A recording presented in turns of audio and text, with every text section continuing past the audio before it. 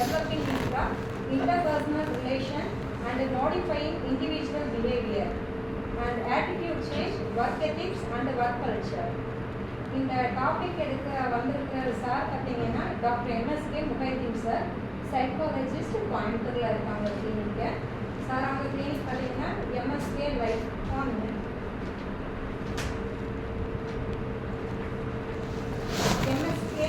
எம்எஸ்கேன்னு சொல்லுவாங்க. சார் அவங்க கிளினிக்கை பார்த்தீங்கன்னா எம்எஸ்கே லைஃப் கிளினிக் ஃபவுண்டேஷன். அவங்க கண்டக்ட் பண்ணுற மேக்ஸிமம் ப்ரோக்ராம்ஸ் எல்லாம் பார்த்தீங்கன்னா லேடிஸ்க்கு அவேர்னஸ் கொடுக்குற மாதிரி ப்ரோக்ராம்ஸ் நிறைய பண்ணியிருக்காங்க. பெண்கள் மற்றும் பெண் குழந்தைகளுக்கு முதலுதவி சேவைக்காக ஃபஸ்ட்டாக வேர்ல்டுலேயே ஜஸ்ட்ங்கிற ஆப்ஷனை வந்து பண்ணது வந்து சார் அவங்க எம்எஸ்கே நிறைய காலேஜஸ் அண்ட் ஸ்கூல்ஸ்லாம் வந்து நிறைய உமன்ஸ் ப்ரோக்ராம்ஸ்லாம் கண்டக்ட் பண்ணியிருக்காங்க. இப்போவும் நம்ம எப்போ கால் பண்ணாலுமே சார் நமக்கு வந்து கிளாஸ் எடுத்து கொடுப்பாங்க. ஸோ இந்த கிளாஸ் எடுக்க வருகை தந்துள்ள சார் அண்ட் மேடம் அவர்களை அனைவரின் சார்பாகவும் வரவேற்கிறேன். Thank you. Thank you madam. Okay, very good afternoon. So இன்றைக்கி தான் நிம்மதியாக சாப்பிட்டீங்களா? அப்படியா? இல்லையா? அப்படியுமே இல்லை. ஏன் இப்படி? அப்படியா? ஓ, உங்களுக்கு ஒர்க் ப்ரெஷர்லாம் ஒன்றும் இல்லை அப்படி தானே? ஃபுட்டுக்கு தனி டைம் ஒதுக்கிடுறீங்க. Very good. ஆனால் மருத்துவத்துறையில் அப்படி இருக்கிறதே கிடையாது. சரியா? ஏன்னா எமர்ஜென்சி சாப்பிட்ற சமயத்தில் தான் ஒருத்தர் டெலிவரின்னு வருவாங்க இல்லையா? உயிர் ஒரு ஆபத்தாக இருக்கும். அப்போ பார்த்தீங்கன்னா எவ்வளோ தூரம் நம்மளை விட காம்ப்ளிகேட்டட் லைஃப்பில் இருக்க நிறைய நர்சஸ்லாம் நாங்கள் பார்க்குறப்போ வந்து அவங்க சாப்பிடவே முடியாது. அப்படியே இருக்கிறப்போ வந்து பார்த்திங்கன்னா அவங்க சில சமயங்களில் வந்து சர்ஜரி டேபிள் பக்கத்துலேயே வந்து பசி இருக்கும், சாப்பிட முடியாது, அந்தளவுக்கு இருக்கும். ஸோ அந்த வகையில் வந்து நீங்கள்லாம் வந்து அதிர்ஷ்டக்காரர்கள். ஏன்னா ஃபுட்டுக்கு டைம் ஒதுக்குறீங்க, அப்படி தானே? கரெக்டாக? ஓ எஸ், வெரி குட். பொதுவாக வந்து இந்த 3 hours வந்து நீங்கள் ஒரு ஸ்டூடெண்ட்டாக மாறிக்கணும். ஓகே, பொதுவாக வந்து எல்லாத்துக்கும் வரக்கூடிய பிரச்சனை என்னென்னா, எல்லாம் எனக்கு தெரியும். நாங்கள் தொழிலதிபர்களுக்கான கன்சல்டன்சி நடக்கிறப்ப நாங்கள் அடிக்கடி சொல்கிறது உண்டு. நிறைய தொழிலதிபர்கள் வந்து டெவலப்மெண்ட்டுக்காக வருவாங்க, சிலர் வந்து தெரிஞ்சுக்கிறத சொல்கிறதுக்காக வருவாங்க. அதனால தான் ஒரு நிறுவனம் வந்து முன்னாடி ஒரு போஸ்டரே போட்டிருந்தாங்க, எல்லாம் எனக்கு தெரியும் என்று குழப்பத்தோடு இருக்க வேண்டியதில்லை, எதுவும் தெரியாது என்று தெளிவாக இருந்தால் வளர்ச்சி இருக்குன்னு சொன்னாங்க. ஸோ அதனால் வந்து இந்த 3 மணி நேரம் வந்து நீங்கள் ஸ்டூடெண்ட்டாக இருக்க போகிறீங்க. Okay student? ஓகேவா? ஓ எஸ். ஏன் அப்படின்னா நமக்கு தெரிகிற தகவல் வேறு, ஆனால் நமக்கு இருக்கிற அறிவு அப்படிங்கிறது வேறு. அறிவு தான் உங்கள் உடலை இயக்குது, உங்கள் வாழ்க்கையை இயக்குது. அதனால தான் எங்களுடைய நிறுவனம் வந்து முதலாக வாழ்க்கைக்கு கிளினிக்ஸ் பண்ணது வேர்ல்டு ஃபஸ்ட் நாங்கள் தான், லைஃப் கிளினிக் ஃபவுண்டேஷன் சொல்லிட்டு. சரியா? எங்ககிட்ட வரக்கூடிய கன்சல்டிங் வரக்கூடியவங்க மேக்ஸிமம் எல்லாமே வந்து தொழிலதிபர்கள். ஏன்னா அவங்களுக்கு தான் வளர்ச்சியை பற்றி நிறைய தேவைப்படும், அவங்க வளரணும்னு விரும்புவாங்க. உதாரணத்துக்கு வந்து சில நிறுவனங்கள் வந்து காலையில் 10 மணிக்கு ஓப்பன் பண்ணுதுன்னா அவங்களுடைய அட்வர்டைஸ்மெண்ட் கிட்டத்தட்ட 6 o'clock ஸ்டார்ட் ஆகிடும். 6 o'clock ஸ்டார்ட் பண்ணக்கூடிய அட்வர்டைஸ்மெண்ட்டு 10 மணிக்கு பிஸ்னஸ்ஸு ஓப்பன் ஆகுதுன்னா அவங்களுக்கு ஒரு 12 மணிக்கு தான் பிஸ்னஸ்ஸே ரன் ஆகும். ஆனால் ஆக்சுவலாக 6லிருந்து 6 வரைக்கும் வரக்கூடிய அட்வர்டைஸ்மெண்ட்டுக்கு உண்டான காஸ்ட்டு, அதில் நடிக்கிறவங்களுக்கு பேசுகிறவங்களுக்கு எல்லாமே கொடுத்தாகணும். அப்போ என்னென்னா அவங்களுடைய வளர்ச்சி வந்து ஒவ்வொரு வினாடியும் வந்து நிர்ணயிக்கப்படுகிறது, உருவாக்கப்படுகிறது. சாதாரண மக்களுக்கு வந்து அது தேவையில்லாதனால தான் நிறைய பிரச்சனைகள் உருவாகுது. அந்த பிரச்சனையில் ஒன்று தான் அவங்களோட உடல் சார்ந்த நோய்களும். அதனால் வந்து இந்த ப்ரோக்ராம்ங்கிறது வந்து உங்களுடைய வெல்னஸ் அப்படின்னு சொல்லக்கூடியது. பொதுவாக ஹெல்த்னா கேள்விப்பட்டிருக்கீங்களா? என்னென்ன கேள்விப்பட்டிருக்கீங்க? ஹெல்த் அப்படின்னா நீங்கள் நோய்வாய்ப்பட்டு மருத்துவத்துக்கு போனீங்கன்னா அது பேர் ஹெல்த். டிசீஸ் வந்து போனீங்கன்னா அது பேர் ஹெல்த். வெல்னஸ் அப்படிங்கிறது வந்து பார்த்தீங்கன்னா நல்லா இருக்கிறத டெவலப் பண்ணுறது, நம்முடைய ஹெல்த் லெவலை வந்து இன்னும் இம்ப்ரூவைஸ் பண்ணுறது. அதனால தான் நிறைய மனிதர்களுக்கு வந்து இந்த ஹெல்த்துக்கும் வெல்னஸ்க்கு வித்தியாசம் தெரியாது. பட் இந்த வெல்னஸ்க்கு ப்ரோக்ராம்ங்கிறது வேர்ல்டு ஹெல்த் ஆர்கனைசேஷன் முன்னாடியே டெக்ளேர் பண்ணியிருக்குது. அதனால் வந்து நீங்கள் வந்து உங்களுடைய லைஃப் இஷ்யூஸ் பொதுவாக வந்து உங்கள் வாழ்க்கையில் வந்து உங்கள் வாழ்க்கையை நீங்கள் மெஷர் பண்ணிக்கலாம் என்னென்னு தெரியாது. But we can able to measure it. 4 வகையில் வந்து ஒரு மனிதனுடைய வாழ்க்கையை வந்து நம்ம அளக்க முடியும். ஒன்று கல்வி, பொருளாதாரம், சமூக நலம், உளவியல் ஆரோக்கியம். இந்த 4 விஷயங்களில் வந்து உங்களை வந்து டெவலப் பண்ண முடியும். இன்றைக்கி வந்து அதிகமாக சொல்லக்கூடிய ஸ்ட்ரெஸ்ஸு அப்படின்னு சொல்லக்கூடிய எல்லாமே வந்து பார்த்திங்கன்னா எதனாலையும் கேள்விப்பட்டிருக்கீங்களா? ஸ்ட்ரெஸ்ஸுக்கு காரணம் என்னன்னு தெரியுமா உங்களுக்கு? Over thinking is differ. நல்லா தெரிஞ்சுங்க, ஓவர் திங்க் இஸ் டிஃபர். நான் இதுக்கு தான் சொன்னேன், நிறைய விஷயங்கள் வந்து வார்த்தைகள் தெரியும், ஆனால் அதனுடைய ரியல் ஃபங்க்ஷன் என்னன்னு தெரியாது. நம்ம தெரிஞ்சுக்கிறதும் சொல்லிக் கொடுக்கவும் யாரும் இல்லை. ஆக்சுவலாக வந்து 4 வகையில் உங்களுடைய ப்ராப்ளம் இருந்துச்சுன்னா அது உங்களுக்கு அழுத்தத்தை உருவாகும். ஒன்று உங்களுடைய கல்வி உங்களுக்காக இருக்கலாம், உங்களுடைய சில்ட்ரன்ஸ்க்காக இருக்கலாம். செகண்ட் எக்கனாமி, பொருளாதார சூழ்நிலை உங்களுக்காக இருக்கலாம், உங்களுடைய குழந்தைகளுக்காக இருக்கலாம். அதுக்கடுத்து வந்து சோசியல் ஸ்டேட்டஸ், சமுதாயத்தில் ஒரு தனி அந்தஸ்து. அதுக்கடுத்து வந்து சைக்கலாஜிக்கல் ஹெல்த். சைக்கலாஜிக்கல் ஹெல்த் வந்து எல்லாத்துக்கும் இஷ்யூஸ்னால தான் நிறைய பேர்த்துக்கு வந்து ரத்த அழுத்தம் ஏற்படுது. ரத்த அழுத்தம் ஏற்படுற மெயின் காரணமே சைக்கலாஜிக்கல் இஷ்யூஸ், சைக்கலாஜிக்கல் ஹெல்த் டிஃபிஷியன்சின்னு சொல்கிறோம். ஸோ இது இல்லாதனால தான் ரத்த அழுத்தம் வருது, நிறைய ஹார்ட் அட்டாக் வருது. இன்னும் சொல்லப்போனால் இப்போ நாங்கள் நிறைய பார்க்குறது பார்த்திங்கன்னா பெண்களுக்கு வரக்கூடிய கர்ப்பம் சார்ந்த நோய்கள் வரக்கூடியது. இப்போ நேற்று கூட மேடம் ஒரு கேஸ் டீல் பண்ணுறாங்க. ஸோ அவங்களெல்லாம் பார்க்கல வந்து இதுக்கெல்லாம் காரணம் என்னென்னா இந்த 4 ஏற்படக்கூடிய பிரச்சனைகள் தான். ஒன்று கல்வி, பொருளாதாரம், சமூக நலம், உளவியல், ஆரோக்கியம். இந்த 4 குறைபாடு ஏற்படும் பொழுது அது உங்களுக்கு அழுத்தமாக மாறிவிடும். அந்த அழுத்தம் வந்துருச்சுன்னா என்ன அறிகுறினா, ஃபஸ்ட்டு தூக்கம் வராது, ஃபஸ்ட்டு தூக்கமின்மை. செகண்ட் வந்து நீங்கள் எதை நினைக்கிறீங்களோ அதை செய்ய முடியாது. அதுக்கடுத்து வந்து எல்லாத்துக்குமே வந்து ஒரு டிபெண்டன்சி தேடிகிட்டே இருக்கும். அதுக்கடுத்த லெவலில் வந்து என்னென்னா, நமக்கு நைட்டு தூங்குவோம், ஆனால் 2 மணிக்கு மேலே தூக்கம் என்ன ஆயிரும், கலைஞ்சிரும். சரியா? அதுக்கடுத்து வந்து உங்களுக்கு உடல் ரீதியில் வரக்கூடிய பிரச்சனை என்னென்னா, எதுலேயுமே இன்வால்மெண்ட் இருக்க முடியாது. செய்வோம் ஆனால் செய்கிறத நிர்பந்த அடிப்படையில் தான் செய்வோம். ஸோ இப்படி ஒவ்வொரு நடத்தைகளும் மாறிக்கிட்டே இருக்கும். இதை வந்து மாறுறப்பவே நீங்கள் வந்து கண்டுபிடிச்சி அதுக்கு சரியான கன்சல்டேஷன், மனசை வந்து மருந்து கொடுத்து மாற்ற முடியுமா? அப்படி இருந்தால் என்ன ஆயிரும், உங்களுக்கு இந்த ப்ரோக்ராம் நடக்குமா? நடக்காது. என்ன செய்வாங்க, உங்கள் ஜேஇ ஏஆ இருக்கிறவங்க ஆளுக்கு ஒரு 10 மருந்து கொடுத்து நீங்கள் என்ன செய்வீங்க? பாதி மருந்து கொடுத்து யார் கொடுப்பீங்க? யார் கொடுப்பீங்க சொல்லுங்க பார்க்கலாம். பாதி மருந்தை வேறு வீட்டில் கொடுப்பீங்க. யாருக்கு கொடுப்பீங்க மெயினாக? சும்மா சொல்லுங்கள். ஹஸ்பண்டுக்கு கொடுத்துருவோம் இல்லையா? அவர் மாறினா போதும்னு சொல்லி அவர் என்ன செய்வார்? திருப்பி நமக்கே கொடுத்துருவார் இல்லையா? மனசை வந்து மாத்திரக்கு மருந்தே கிடையாது. ஓகே, மனசை மாத்திரக்கு தான் சைக்கலாஜிக்கல் பகுப்பாய்வுன்னு சொல்கிறோம். உளவியல் பகுப்பாய்வு மூலம் தான் மாற்ற முடியும். இப்போ நாங்கள் சொல்கிற சப்ஜெக்ட் புதுசு கிடையாது. 1800க்கு மேலே கண்டுபிடிச்சாச்சு.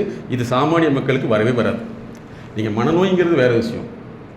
மனநோய்ங்கிறது அது எல்லாத்துக்கும் தெரியும், எல்லாத்துக்கும் போய் ட்ரீட்மெண்ட் போயிடுவீங்க. ஆனால் சைக்கலாஜிக்கல் ஹெல்த்துங்கிறது சாதாரணமாக எல்லாத்துக்கும் தெரியாதனால தான் இன்றைக்கி யாருக்கு எடுத்தாலும் என்ன வருது? ரத்த அழுத்தம், பிளட் ப்ரெஷர் இருக்குது இல்லையா? அதுக்கடுத்து என்னது? Even hair falling also. பெண்களுக்கு முடி கொட்டுறது, அதுவும் கூட மன அழுத்தம். மன அழுத்தம்ங்கிறது 4 வகையில் தான் ஃபாலோ பண்ண முடியுதான்? எதில்? ஒன்று உங்களோட எஜுகேஷனல், அதுக்கு economy, social status, health. First generation நல்லா படிச்சிருப்பாங்க. செகண்ட் ஜென்ரேஷன் தான் படித்ததை வச்சு சம்பாரித்து அந்த தகுதி அடிப்படையில் அந்த குழந்தைய கொண்டு போய் காஸ்ட்லியான ஸ்கூலில் சேர்த்துவாங்க. அது படிப்பு வருமா? வரவே வராது. எங்ககிட்ட ஏகப்பட்ட எவிடன்ஸ் இருக்குது. நாங்கள் சும்மா சிம்பிளாகலாம் பார்க்குறதில்ல. எங்களுடைய கன்சல்டேஷனே 1.25 லட்சத்துக்கு ஸ்டார்ட் ஆகும். ஏன் அப்படின்னா அத்தனை வருஷம் அவங்க என்ன செஞ்சுருப்பாங்க? வாழ்க்கையை அந்த குழந்தைய கெடுத்து வச்சுருப்பாங்க. அந்த குழந்தைய மாத்திரக்கு டைம் ஆகும். குழந்தைங்கிறது நான் 22 வயசுன்னு சொல்கிறேன். எல்கேஜிலேருந்து பஸ்ஸே ஏறாத ஒருத்தர் அதுக்கப்புறம் வந்து பஸ்ஸில் போக முடியுமா? போகவே முடியாது. ஒருவேளை பஸ்ஸில் போகணுன்னு சொன்னால் பேரண்ட்டை வந்து என்ன செய்யுது? டார்ச்சர் பண்ணும். டிபெண்ட் பண்ணாது, டார்ச்சர் பண்ணும். இன்றைக்கி பைக் வாங்க கொடுக்கலையே என்ன பிரச்சனை ஆகுது? சும்மா சொல்லுங்கள். சூசைட். பைக்குக்கு சூசைட்னா அப்போ ஆக்சுவலாக வந்து அவனுடைய வேல்யூ என்ன இருக்குது? யார் இது உருவாக்கினா? பேரண்ட்ஸ்.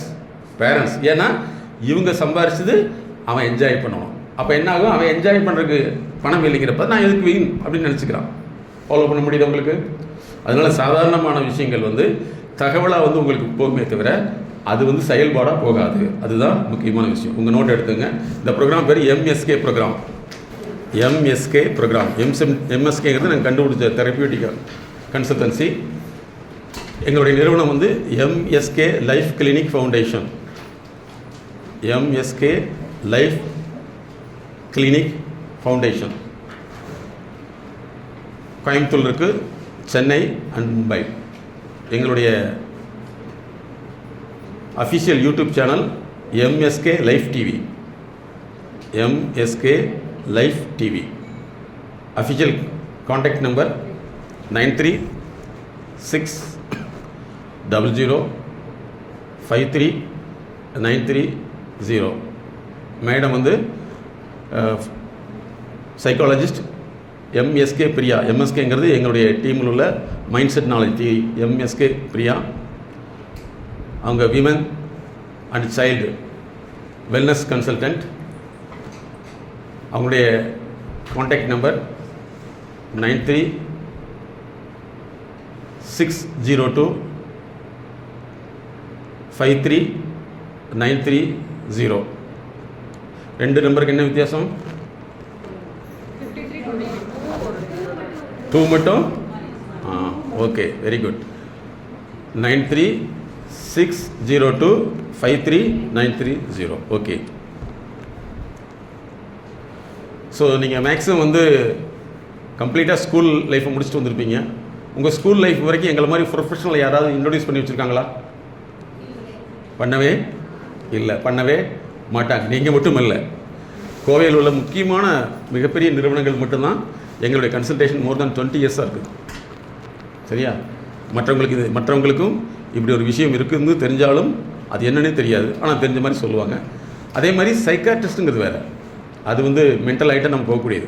வளர்ச்சிக்கான இது வரைக்கும் யாருமே இன்ட்ரோடியூஸ் பண்ணவே வைக்க மாட்டாங்க. ஃபாலோ பண்ண முடியுங்களா? இது இப்போ மட்டும் இல்லை, பல நூற்றாண்டுகள் இருக்குது. எங்கள் ஃபீல்டில் வந்து ஒருத்தர் ஒரு லட்சம் பேர் படித்தாங்கன்னா 1-2 தான் வெளியில் வர முடியும். ஸோ அந்த மாதிரியான ஒரு காம்ப்ளிகேட்டட் சப்ஜெக்ட். உடலை வந்து அடுத்து பார்க்குறது கண்ணில் பார்க்குறான், மனசை எப்படி பார்க்க முடியும்? உங்களுடைய பேச்சு, செயல், ஒவ்வொரு ஆக்டிவிட்டியில் வந்து உங்களுடைய மைண்டு ப்ராசஸை நாங்கள் அனலைஸ் பண்ண முடியும். உங்களுடைய மைண்டு எப்படி ப்ராசஸ் ஒர்க் பண்ணுது அப்படின்னு சொல்லி. உளவுத்துறைன்னு கேள்விப்பட்டிருக்கீங்களா? இது யாருக்கு யூஸ் ஆகுது? அரசருக்கு. கிங். ஸ்பை அப்படிங்கிறது என்ன? சைக்கி அப்படிங்கிறது தான் அதை மாறி இருக்குது. பிஎம் முன்னாடி எடுத்திருப்பாங்க, பிஎஸ்ஒய். சரியா? என்னென்னா ஸ்பை அந்த இதை எடுத்துருவாங்க. சைக்கிக் யாருன்னா அரசருக்கு. அரசருக்கு தான் உளவுத்துறை தேவை. அப்போ உளவியல் நலம் யாருக்கு? சேம் அது அவருக்கு தான். சரியா? உதாரணத்துக்கு வந்து ஒவ்வொரு நம்ம நாட்டிலே அது இருக்குதா, நான் வெளியே தெரியாது. நாங்களே நிறைய மிகப்பெரிய ஆளுகளுக்கு பர்சனல் கன்சல்டண்ட்டாக இருக்கோம்.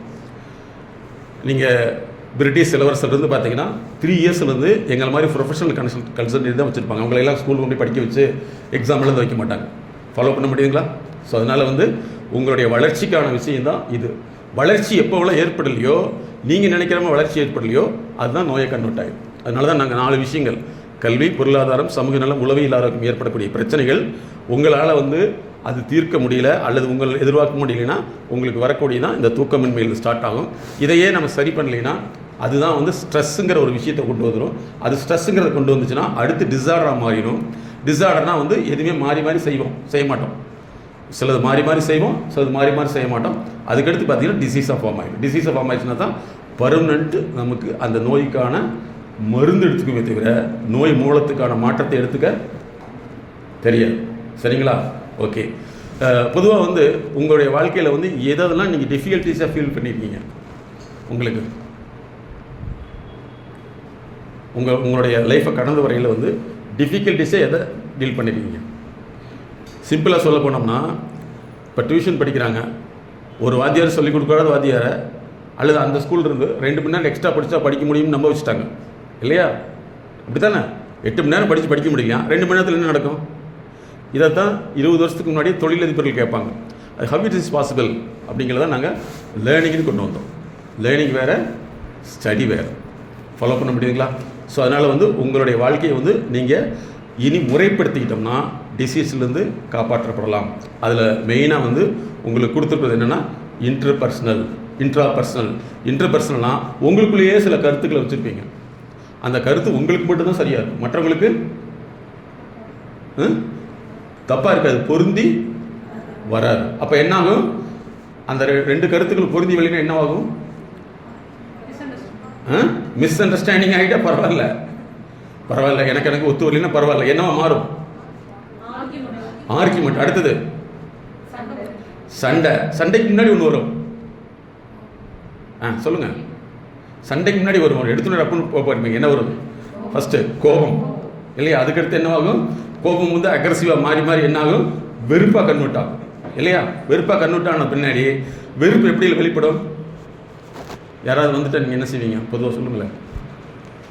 ஹலோ, சும்மா லோக்கலாக பேசுங்க. எப்படி பேசுவீங்க? இல்லை, எப்படி ஒரு சிம்பாலிக்காக எப்படி காமிப்பீங்க? ஹலோ, எப்படி? சும்மா சொல்லுங்களேன். முறைக்கவே மாட்டீங்க. சும்மா சொல்லுங்கள். நம்ம லாங்குவேஜில் எப்படி சொல்லுவோம்? தமிழ் லாங்குவேஜ் தான் நமக்கு. தமிழ் தான் உலகத்துலேயே சிறந்த மொழி. அப்படி தானே? அது உங்களுக்குலாம் பாடி லாங்குவேஜ் சொல்ல வேண்டியதே இல்லை. அப்படின்னா என்ன அர்த்தம்? ஹலோ, என்ன அப்படின்னு என்ன அர்த்தம்? ஏகப்பட்ட மீனிங். இதை பற்றி எழுதணும்னா ஒரு 200 பக்கம் எழுதலாம். அப்படின்னா அவங்களும் சேம் ப்ரொனன்சியேஷன் என்னாக மாறும். நான் நிறைய கம்பெனிஸில் ஆர்கனைசேஷனில் போனால் ஜென்ஸுங்க கூட வந்து சூசன் பேசிக்குவாங்க, இப்படி பேசிக்குவாங்க. லேடிஸ் பஸ் இப்படி பார்ப்பாங்க, இப்படி பார்ப்பாங்க, 2 பேரும் சிரிப்பாங்க. எனக்கு ஒரே கன்ஃபியூஷன் ஆகுது. தனியாக கூப்பிட்டு என்ன பேசுனீங்க சார்? அது எங்களுக்கு மட்டும் தான் தெரியும். Explain sir. அது 2 நாள் ஆகும். நாங்கள் 2 நாளாக பேசி வச்ச மேட்டர் சார் இது. அப்படிங்க இவ்வளோ உண்மையாக சொல்கிறீங்களே அப்படின்னு சொல்லி இதை நினச்சி பாருங்கள். இதே மாதிரி தான் எல்லா இடத்துலையுமே இருக்குது. அப்போ இத்தனை இதை தாண்டி தான் நமக்கு என்ன வரும்? சண்டை வரும். ஆர்கியூமெண்ட். ஆர்கியூமெண்ட் என்ன இதில் வரும்? நீங்கள் பேசியது எனக்கு சரியாக பிடிக்கவில்லை என்று கருதுகிறேன் தோழி. அப்படி சொல்லுவீங்களா? என்ன சொல்லுவீங்க? என்ன சொல்லுவீங்க? சும்மா சொல்லுங்களேன். லூசு மாதிரி. கரெக்ட். இது எல்லாத்துலையும் பேசக்கூடிய வேர்டு என்னது? லூசு மாதிரி இல்லையா? அந்த வாட் இஸ் கார்டு லூசு. இதுதான் லூசு அப்படின்னு சொல்லுங்க இல்லையா? இந்த லூசுனா என்னன்னே தெரிய மாட்டேங்குது. சில வார்த்தைகளை நம்ம அப்படி பயன்படுத்தி என்ன ஆயிருப்போம்? பழக்கமாயிருச்சு. இப்படித்தான் என்கிட்ட ஒரு கேஸ் வந்தது. என்னன்னா, அவங்க பெரிய ராயல் ஃபேமிலி. கல்யாணம் பண்ணி 8 நாள்லேயே டைவர்ஸ் ப்ராப்ளம். சரியா? அங்கே மகளிர் ஆணையத்திலிருந்து யூனிவர்சிட்டி ரெஃபர் பண்ணி நீங்கள் சாரை கன்சல்ட் பண்ணுங்கன்னா எங்கிட்ட கன்சல்ட் பண்ணி கல்யாணத்துக்கு வர மாதிரி வர்றாங்க வேனில். பூரா வந்து எங்கள் கிளினிக் ஒப்பனகா ஸ்ட்ரீட்லுக்கு எல்லாம் பிளாக்கு. பெரிய விஐபியில் வந்து போலீஸில் கடற்கரை உள்ளே வந்தாங்க. உள்ளே வந்து எல்லாம் லைனாக உட்காந்துருக்காங்க. இத்தனை பேரும் ஒரே டேத்துலையா? முடியாது மேடம், அப்பாயின்மெண்ட்டே வாங்கல. அதெல்லாம் வாங்கியாச்சு சார். சண்டை வேறு. வாங்கி தான் சார் வந்திருக்கோம். நீங்கள் ஒருத்தருக்கு தான் வாங்க, நாங்கள் ஒருத்தருக்கு தான் வந்திருக்கோம். இத்தனை பேர் சார். பாதி பேர் வெளியே நிற்கிறாங்க. அந்த அம்மாட்ட கேட்டால் அது என்ன தெரியுமா சொல்லு? அது நல்லா படித்ததாம்மா. என்னது? Higher education. ஓகே. கல்யாணம் முடிஞ்சு அடுத்த நாள் இருக்குமில்லவா? பகல் முடிஞ்சு நைட்டுன்னு நான் சொல்ல. பகல் முடிஞ்சு. Okay, good. ஜென்ஸோடைய ட்ரெஸ் இருக்குல்ல, அதை எடுத்து ஒரு ஸ்கேலை தேடிச்சாமா அந்த அம்மா. ஸ்கேலை தேடி ட்ரெஸ் இப்படி எடுத்து நேராக இப்படி தீப்பந்துட்டு போட்டிருக்கு. அவங்க வீட்டில் பயந்துட்டாங்க. ராத்திரியே பாம்பு வந்துருச்சுட்டு இருக்குது பெட்ரூமில். அப்படின்னு பார்த்தா அந்த அம்மா ஒன்றும் இல்லை, நத்திங்க. எங்கள் வீட்டில் எப்பவுமே ஹைஜீனிக் அப்படின்ட்டு இருக்கு. குறிக்குமா? முதல்ல இப்படி ஹைஜீனிக்கா ஒத்து வராது அப்படின்னு தான் சண்டை வந்துருக்கு. பாருங்கள், பிஹேவியரில் மாறுதா இல்லையா? ஸோ அதனால் வந்து இது வந்து ஆர்கனைசேஷன்லேயும் எப்படி தான் இருக்கும், வீட்லேயும் அப்படி தான் இருக்கும். அதனால் வந்து நீங்கள் வந்து உங்களுடைய ஹெல்த்தை டெவலப் பண்ணோம்னா நிறையா நம்முடைய பழக்கத்தை மாற்றணும். பொதுவாக 35 வயசு பெண்களுக்கு வந்து 32 வயசு 32 வயசு வரைக்கும் நீங்கள் பிறந்ததுலேருந்து பிறக்காதுக்கு முன்னாடி எதெல்லாம் கேட்டு வச்சுருந்தீங்களோ அதெல்லாம் உங்கள் மைண்டில் வந்து டெபாசிட் ஆகி அந்த ரெஃபரில் தான் வாழ்ந்துட்டுருப்பீங்க. சரியா? இப்போ எங்கள்கிட்ட வந்து 45 வயசு 50 வயசில் வந்து அதாவது வந்து யூட்ரஸ் கேன்சர்னு வர்றாங்க. இந்த கேன்சர் வந்து அவங்க ட்ரீட்மெண்ட் பண்ணியிருந்தாலும் அதுக்கப்புறம் வந்து கொஞ்சம் டாப் பீப்புள்ஸ் தான் வந்து இது என்ன காரணம் ஏன் அப்படின்னு சொல்லி நாங்கள் அவங்களுடைய நிறைய அனலைஸ் பண்ணி பார்த்தோம்னா அவங்க சின்னதுலேருந்து ஏற்பட்ட பிரச்சனைகள், சின்னதுன்னு அவங்க நடந்த முறைகள் வந்து அவங்க 33 வயசுக்கு வேலை வந்து அங்கே வந்து ஒர்க் அவுட் ஆகையில் தான் ஒர்க் அவுட் ஆகாத போகுது. சிலது வந்து ஒர்க் அவுட் ஆகிடும், சிலது ஒர்க் அவுட் ஆகாது. அது என்ன தெரியுமா? வித்ராவல், பேக் வாட்டர்னு சொல்லுவாங்க. பேக் அடிக்கையில் தான் அந்த செல்லு வந்து செத்து போயிடும். அப்போ நல்லா தெரிஞ்சுங்க, ஒரு மனிதனுக்கு வந்து உணர்ச்சினால் வரக்கூடிய நோய்கள் தான் அதிகமாக வருது. ஃபாலோ பண்ண முடியுதா? எப்போ எதை பேசினாலும் நம்ம கரெக்டாக கவனித்து பேசலினா அதுதான் நமக்கு டிசீஸாக பின்னாடி மாறும். எத்தனை வருஷத்துக்கு முன்னாடினா 10 வருஷத்துக்கு முன்னாடி மாறும். நீங்கள் இந்த உலகத்தில் எந்த வார்த்தையும் மாற்றவே முடியாது. ஏன்னா அதை என்ன செஞ்சு வச்சுருப்பாங்க, உங்கள் டெபாசிட்டு பண்ணி வச்சுருப்பாங்க. அது சமயத்தில் வந்து வெளியில் வரையில் தான் பெரிய எக்ஸ்போசர். அதனால் வந்து உங்களுடைய இனிமேல் நீங்கள் வர்றது வந்து ரொம்ப கான்சியஸாக நீங்கள் உங்களோடு தொடர்படுத்திக்கூடிய இன்சிடெண்ட்டுடைய வியக்காணும். நீங்கள் ஒரு வார்த்தை ஒரு இன்சிடெண்ட்டை எப்படி எடுத்து வச்சுருக்கீங்களோ அதை நீங்கள் சரியாக தப்பாங்கிறத சரியான முடிவு பண்ணலைன்னா அதுதான் ப்ராப்ளம். அதுக்கு தான் கவர்மெண்ட்டில் அல்லது ப்ரைவேட்டில் வந்து பாலிசி ரீஆர்கனைசேஷன் சொல்லுவாங்க. திரும்ப இது சின்ன குழந்தைகளாக இருந்தாலும் பெரியவங்களாக வந்து இந்த ப்ராப்ளம் இருக்குது. ஃபாலோ பண்ண முடியுதுங்களா? ஸோ இனிமேல் வந்து நீங்கள் 2 விஷயத்தை ஃபாலோ பண்ணணும். ஒன்று, நீங்கள் பேசுகிறதுக்கு முன்னாடி என்ன செய்யணும், யோசிக்கணும். நீங்கள் பேசுகிற வார்த்தைக்கு அவங்க சொல்லக்கூடிய அர்த்தம் வேறு, நீங்கள் வச்சுருக்கிற அர்த்தம் வேறு. அப்போ அந்த அர்த்தம் கரெக்டாக ரீகன்ஃபர்மேஷன் பண்ணிக்கணும். சரியா? அதுக்கடுத்து யார்கிட்டையுமே எல்லா விஷயத்தையும் போய் புலம்புனீங்கன்னா ரொம்ப நல்லது. யாரை பற்றி புலம்புறீங்களோ அவங்களுக்கு இந்த செய்தி நேராக அங்கே போயிடும். சரியா? அவங்க என்ன செய்வாங்க, நீங்கள் புலம்புனதோட 2-3 எக்ஸ்ட்ரா சேர்த்து அது உங்ககிட்டே சொல்லி கடைசியில் நீங்கள் போய் புலம்புறது மறுபடியும் உங்களுக்குள்ளே என்ன ஆயிரும், புலம்பல் சுழற்சி வந்துக்கிட்டே இருக்குது. அதனால் நீங்கள் என்ன செய்யணும்னா எப்போவுமே ஹெல்த் ப்ராப்ளத்தை யார்கிட்ட போய் சொல்லுமா. அப்படி இருக்காங்க ஒரு சிலர். ஒரு சிலர்கிட்ட ஃபோன் பண்ணிங்கன்னா ஏன்னே தெரியல, எனக்கு கையெல்லாம் வலிக்குது, காலெல்லாம் வலிக்குது, உடம்புலாம் வலிக்குது அப்படின்னு சொல்லி வழியாக சொல்லுவாங்க. மொத்தத்தில் ஆகவலி இல்லைங்களா? இதை சொல்லிக்கிட்டே இருப்பாங்க. இப்படியும் இருப்பாங்க. ஆனால் சரியானவங்க என்ன செய்வாங்க, அந்த வலிக்கு உண்டான ட்ரீட்மெண்ட்டு எடுத்துக்குவாங்க. அதனால் நீங்கள் வந்து ஃபஸ்ட்டு நீங்கள் தெரிஞ்சுக்க வேண்டிய விஷயம், பேசுகிறதுக்கு முன்னாடி யோசித்து பேசணும். எந்த வார்த்தையும் வந்து நீங்கள் பேசுகிறது அந்த இடத்துல சரியாக இருக்குமான்னு சொல்ல முடியாது. அவர்களுக்கு அர்த்தம் வேறு, நமக்கு அர்த்தம் வேறு. பொதுவாக வந்து எங்கிட்ட ஒரு லேடி வந்தாங்க. அந்த அம்மா எது கேட்டாலும் விளக்கம் கேட்கும். அது என்னென்னா MIB படிச்சிருக்குது, மாஸ்டர் ஆஃப் இன்டர்நேஷ்னல் பிஸ்னஸ். சரிங்களா? எதுவுமே ரொம்ப விலாவாரியாக கேட்கும். அப்படி தான் கேட்டுச்சு. ப்ரெக்னன்ட் சமயத்தில் டாக்டர்கிட்ட போய் கேட்டுருக்குது, சார் இந்த ஊசி எதுக்கு, இந்த ஊசி போட்டதுமா சத்துக்கு, அது என்ன சத்து, அது சொல்ல முடியாது. எனக்கு எதுக்கு போடுறீங்க? வெரி குட், நான் நர்ஸ் அனுப்புகிறேன், அவங்க சொல்லுவாங்க. அவங்க போய் நேராக ஒரு புக் எடுத்து 1 மணி நேரம் கிளாஸ். Thank you madam. இப்போ என்ன ஆயிடுச்சு, 4-5 நேரம் பேச சொன்னேன். இந்த அம்மா வந்து நாவே வந்து ஒரு புக்கு பண்ணிடுச்சு. சரியா? நல்லா தெரிஞ்சுங்க. இது எங்கே ஆப் அடிக்குது தெரியுமா? ப்ரெக்னன்ட் சமயத்தில் வந்து ஐயோ வயிற்று வலிக்குன்னு போயிருக்குது. நர்ஸ் என்ன செஞ்சாங்க, மேடம் நீங்கள் எதுவுமே என்கிட்ட சொல்லியிருக்கீங்க, கிட்டத்தட்ட 8 மாதம் நான் தான் ட்ரெயின் ஆகியிருக்கேன், எதுவுமே விளக்கம் இல்லாமல் உங்களுக்கு ட்ரீட்மெண்ட்டே பண்ண மாட்டோம். எப்படி இருக்கும்? நடந்த விஷயம். அது எல்லாம் முடிஞ்சு பிரச்சனையாகி கடைசியில் வந்து எங்ககிட்ட வருது, சார் மருத்துவர்களுக்கு எப்படி பழகணும்னு புக் எழுதியிருக்கேன், அதுக்கு நீங்கள் முன்னுரை எழுதணும்னு சொல்லி நான் தான் எழுதி கொடுத்தேன். சரியா? அது இப்போ என்ன ஆயிடுச்சுன்னா, என்னை மாதிரி எத்தனை பேர் இருப்பாங்கன்னு சொல்லி போட்டு படிப்பை பாதியில் விட்டு அந்த படிப்புலாம் முடிச்சு MA முடிச்சுட்டு ஹஸ்பண்டை பர்மிஷன் வாங்கி ஹோமியோபதி படிச்சுட்டு ஹோமியோபதி டாக்டராக இருக்குது. இப்போ என்கிட்ட சொல்லுது, சார் நான் எத்தனை பேர்த்தை கஷ்டப்படுத்தியிருக்கேன், ஏமா என்னையும் சேர்த்திக்க மாட்டேன், என்கிட்ட விடுமா. அது என்ன சார் சைக்காலஜின்னு பேர் வச்சாங்க, சிக்மண்ட் ஃப்ராய்டு தான் கேட்கணும். ஏன் சார் நீங்கள் அவர் கேட்கல, நான் பிறக்கிறதுக்கு முன்னாடி பிறந்து போயிட்டார், இப்படிலாம் கேட்கும். அதனால் இன்றைக்கி மேல் என்ன செய்யணும், வார்த்தைகளை கவனமாக வச்சுக்கணும். இந்த வார்த்தைகள்லாம் நான் பாதிச்சிருக்கீங்களா? 1 2 ஞாபகத்துக்கே வர மாட்டேங்கிறீங்களா? ஏதோ ஒன்று சொல்லுங்களேன், சும்மா சொல்லுங்கள். நான் இப்படின்னு சொல்லவே இல்லை, ஆனால் நீ இப்படின்னு எடுத்துட்ட, இப்போ என்ன செய்யணும் எனக்கு தெரியல, நான் அப்படி சொல்லவே இல்லை அப்படின்னு சொல்லி நம்ம எல்லா இடத்துலையும் என்ன செஞ்சுருப்போம், சொல்லியிருப்போம். ஏதோ ஒன்று சொல்லுங்க உங்களை எக்ஸாம்பிள்.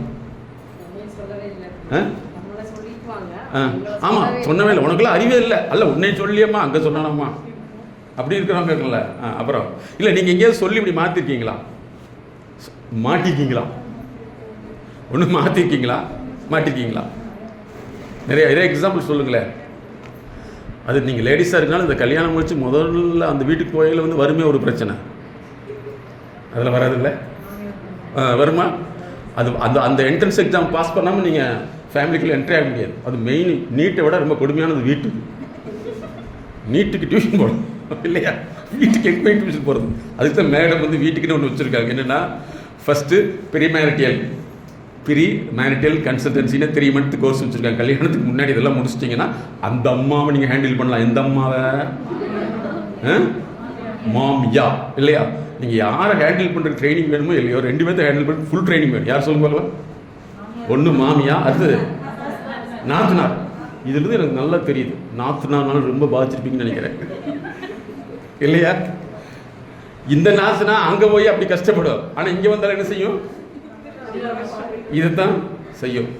அதாவது நீங்கள் தெரிஞ்சுக்க வேண்டிய விஷயம் என்னென்னா, நாங்கள் சமீபத்தில் வந்து ஒரு மிகப்பெரிய பிரபலமான கல்லூரியில் வந்து குழந்தைகள் வந்து வளர்ச்சி குறைவாக பிறந்திருக்கும் பார்த்துருக்கீங்களா, மூளை வளர்ச்சி. அவங்களுக்கான அந்த பெற்றோர்களுக்கான ஒரு கன்சல்டன்சி வச்சு ஃபுல் டே நானும் மேடம் அப்புறம் வேறு நரம்பு சார்ந்த மருத்துவர்களே அழைச்சிருந்தாங்க. அப்போ நாங்கள் வந்து ஃபுல்லாக அவங்க 350 பேரண்ட்டு ஸ்டடி பண்ணுதுன்னு சொன்னாங்கன்னா, எங்களுக்கு வந்து கர்ப்பகாலத்தில் ஏற்பட்ட பிரச்சனை தான் அப்படின்னாங்க. நாங்கள் அதை தான் முன்னாடியே சொன்னோம். உங்களுடைய கர்ப்பகாலத்தில் ஏற்படக்கூடிய பிரச்சனை என்னென்னு கேட்டால், ஒன்று மாமியார்கள் வந்து உங்களை அழகாக வீட்லேயே படுக்க வச்சு நல்லா சாப்பிட்டுன்னு சொல்லுவாங்களா? என்ன சொல்லுவாங்க? குமிஞ்சு நிமிந்து வேலை செய். நாங்கள்லாம் அந்த காலத்திலேயே ஃபில் பண்ணுங்க அப்படிதான் செஞ்சோம், தண்ணி எடுத்து வந்தோம்னா இல்லையா? ஆனால் இதுக்கு வந்து இன்றைக்கு வரைக்கும் காலேஜ் போகிற வரைக்குமே அல்லது போன பின்னாடியும் கூட, அது கல்யாணத்துக்கு முன்னாடி வரைக்கும் டம்ளரில் தண்ணி வந்து எடுத்துக்க தெரியாது. மதர் தான் நிறைய வேலையை செய்வாங்க. அப்படி தான் அப்படிப்பட்ட பிள்ளை போய் அங்கே போய் உனக்கு இது கூட தெரியாதா? சொல்லித்தரலையா? Very good. பார்த்தீங்களா எவ்வளோ பாதிப்பு இருக்குது பாருங்கள், எவ்வளோ பாதிப்பு இருக்குது இல்லையா? சொல்லித்தரலையா? உன்னை எப்படி தான் வளர்த்தாங்க? இல்லை வளர்த்தாங்களா வாங்கிட்டு வந்தாங்களா? அப்படி தானே கேட்பாங்க. ஸோ இதில் வந்து நிறைய பெண்களுக்கு வரக்கூடிய பாதிப்புகள் எங்கே டெபாசிட் ஆகும்னா குழந்தைகளுக்கு தான். இன்றைக்கி குழந்தைகளுக்கு வரக்கூடிய மிகப்பெரிய பிரச்சனையே அதுதான். நாங்கள் ஃபைண்ட் அவுட் பண்ணி அதை தான் நிறைய அவேர்னஸ் பண்ணிட்டு வரோம். பெண்களாக இருந்தால் கல்யாணத்துக்கு 10 லட்சம் செலவு பண்ணாதீங்க. ஃபஸ்ட்டு அந்த வாழ்க்கைக்கான மனிதர்களை அவ்வாறு கையாளுவது, எவ்வளோ எக்ஸ்பீரியன்ஸாக இருந்தாலும் சரி. எனக்கு தெரிஞ்ச ஒரு பெரிய கைனகாலஜி டாக்டர் இருக்காங்க, அவங்க மிக ஸ்பெஷலிஸ்ட்டு. ஆனால் நேராக போய் கல்யாண வீட்டில் மாட்டிக்கிட்டாங்க. கல்யாணம் பண்ண வீட்டில் மாட்டிட்டாங்க. எது கரெக்டு? ஏன்னா அங்கே நீங்கள் என்னெல்லாம் திட்டம் போட்டு வச்சுருக்கீங்களோ அதுக்கு ஆப்போசிட்டாக அவங்க எத்தனை வருஷம் திட்டம் போட்டு வச்சு, நீங்கள் கனவு தான் கட்டிருப்பீங்க. அவங்க என்ன செஞ்சுருப்பாங்க? செயல் திட்டம். பக்கத்து வீட்டில் அம்மாட்ட கேட்குறது, இன்னொரு அம்மாட்ட வைக்கிறது, எழுத்து வீட்டு கேட்டுக்கிறது. அவங்க அத்தனை பேர்த்து மருமகளை பற்றி ஒரு டேட்டா கொடுத்துருப்பாங்க. இங்கே வேறு எவ்வளோ வந்தாலும் சரி அவளை என்ன செய்யணும்? என்ன செய்யணும்? கைக்குள்ள அது பரவாயில்லையுமே, அது குட் வேர்ட்ஸ். கைக்குள்ள வச்சுட்டோம்னா பரவாயில்ல, தப்பு இல்லை. ஆனால் என்ன சொல்லுவாங்க? அட்டைக்கு வைக்கணும், அப்புறம் ஒட்டிக்கு வைக்கணும். இல்லைன்னா என்ன ஆயிரும்? உன்னைய மேய்ச்சி ஏச்சு தண்ணி அனுப்பிச்சிடுவாங்க. அதனால அப்படின்னு சொன்னால் இந்த அம்மா வந்து அதுக்கு முன்னாடி வரைக்கும் இப்படி ஸ்டெடியாக இருக்கும். எப்படா வருவாங்க எப்படா வருவாங்க, வந்துடப்பா. முதல் 2 நாளைக்கு 3 நாளைக்கு என்ன செய்வாங்க? எப்படி இருக்கும்? எக்ஸ்பீரியன்ஸ் இல்லாத மாதிரி சொல்லக்கூடாது. எப்படி பேசுவாங்க? உன்ன மாதிரி உலகத்தில் ஒரு பொண்ணு கிடைக்கிறதுக்கு கொடுத்து வச்சிருக்கணும் இல்லையா? தங்கம் பொண்ணு, அதுக்கப்புறம் நான் அப்படியே சொல்ல அது ஒரு லாங்குவேஜ் வந்துச்சு இல்லையா? இதில் தான் வந்து நிறைய பெண்கள் பாதிக்கிறாங்க. அதாவது நாங்கள் என்ன சொல்கிறோம்னா, ஜென்ஸுக்கு வந்து பல்வேறு மீடியாக்கள் இருந்து எப்படியே போயிடுறாங்க. ஆனால் இது வந்து அடக்க முடியாத விஷயம். அது எப்போ வெளிப்படுதுன்னா எங்களுக்கு ரொம்ப வருத்தமான விஷயம், ஒரு 45-50 வயசுக்கு மேலே தான் வெளிப்படுது. அப்போ இவங்களுக்கு வந்து யாருமே இருக்க மாட்டாங்க. நேற்று நாங்கள் கிளினிக் வந்தது பார்த்திங்கன்னா ஒரு 50 வயசில் வர்றாங்க. நாங்கள் ஒரு விஷயத்தை கண்டுபிடிச்சோன்னா, இப்போ நீங்கள் இருக்கீங்கன்னு வச்சுங்களேன், உங்களுடைய ஜெனட்டிக்ஸை வந்து ஃபுல்லாக ஸ்டடி பண்ணோம்னா, ஜெனட்டிக்ஸ்னால் உங்கள் பிளட் டெஸ்ட் பண்ணுறது கிடையாது, பை வெர்பலாகவே கண்டுபிடிக்க முடியும். தாத்தா தண்ணி போடுறாரு, தாத்தாவுடைய பையன் தண்ணி போடுறாரு, தாத்தாவுடைய பேரன் தண்ணி போடுறாரு. இப்போ 3 தலைமுறையாச்சா? நான் சொல்கிறது புரியுதா? எப்படி? பையன் தண்ணி போடுறான், அப்பா 3 தலைமுறையாச்சா இல்லைங்களா? 3 தலைமுறையும் ஒரே மாதிரி தான் டார்ச்சர். இப்போ இந்த பையனோட அம்மா இருக்காங்க, இந்த பையனுடைய பாட்டி பையனை போயாச்சு, அதுக்கு முன்னாடி போயாச்சு. அப்போ இப்போ இவங்க சொல்லையில் வந்து இது கண்டினியூ ஆகுமா சார்னு கேட்குறாங்க இல்லையா? அப்போ ஒவ்வொரு பெண்களையும் வந்து முறைப்படுத்துறதுங்கிறது ரொம்ப ரொம்ப அவசியம். ஏன்னா நீங்கள் வாழ்ந்த சூழ்நிலை வேறு, வாழக்கூடிய ஒரு சூழ்நிலை வேறு. இது வித்தியாசத்தை உங்களால் ஃபீல் பண்ண முடியுதா இல்லையா? உங்கள் வீட்டில் நீங்கள் தான் ராணி, எங்களுக்கு பெண் குழந்தைங்க தான் இருக்குது, நாங்கள் அப்படி தான் சொல்லுவோம் இல்லையா? உன்ன மாதிரி உலகத்தில் யாருமே இல்லைன்னு சொல்லுவோம். நேராக அதே வழி சொல்லுவோம், உன்ன மாதிரி உலகத்தில் யாருமே கிடையாது.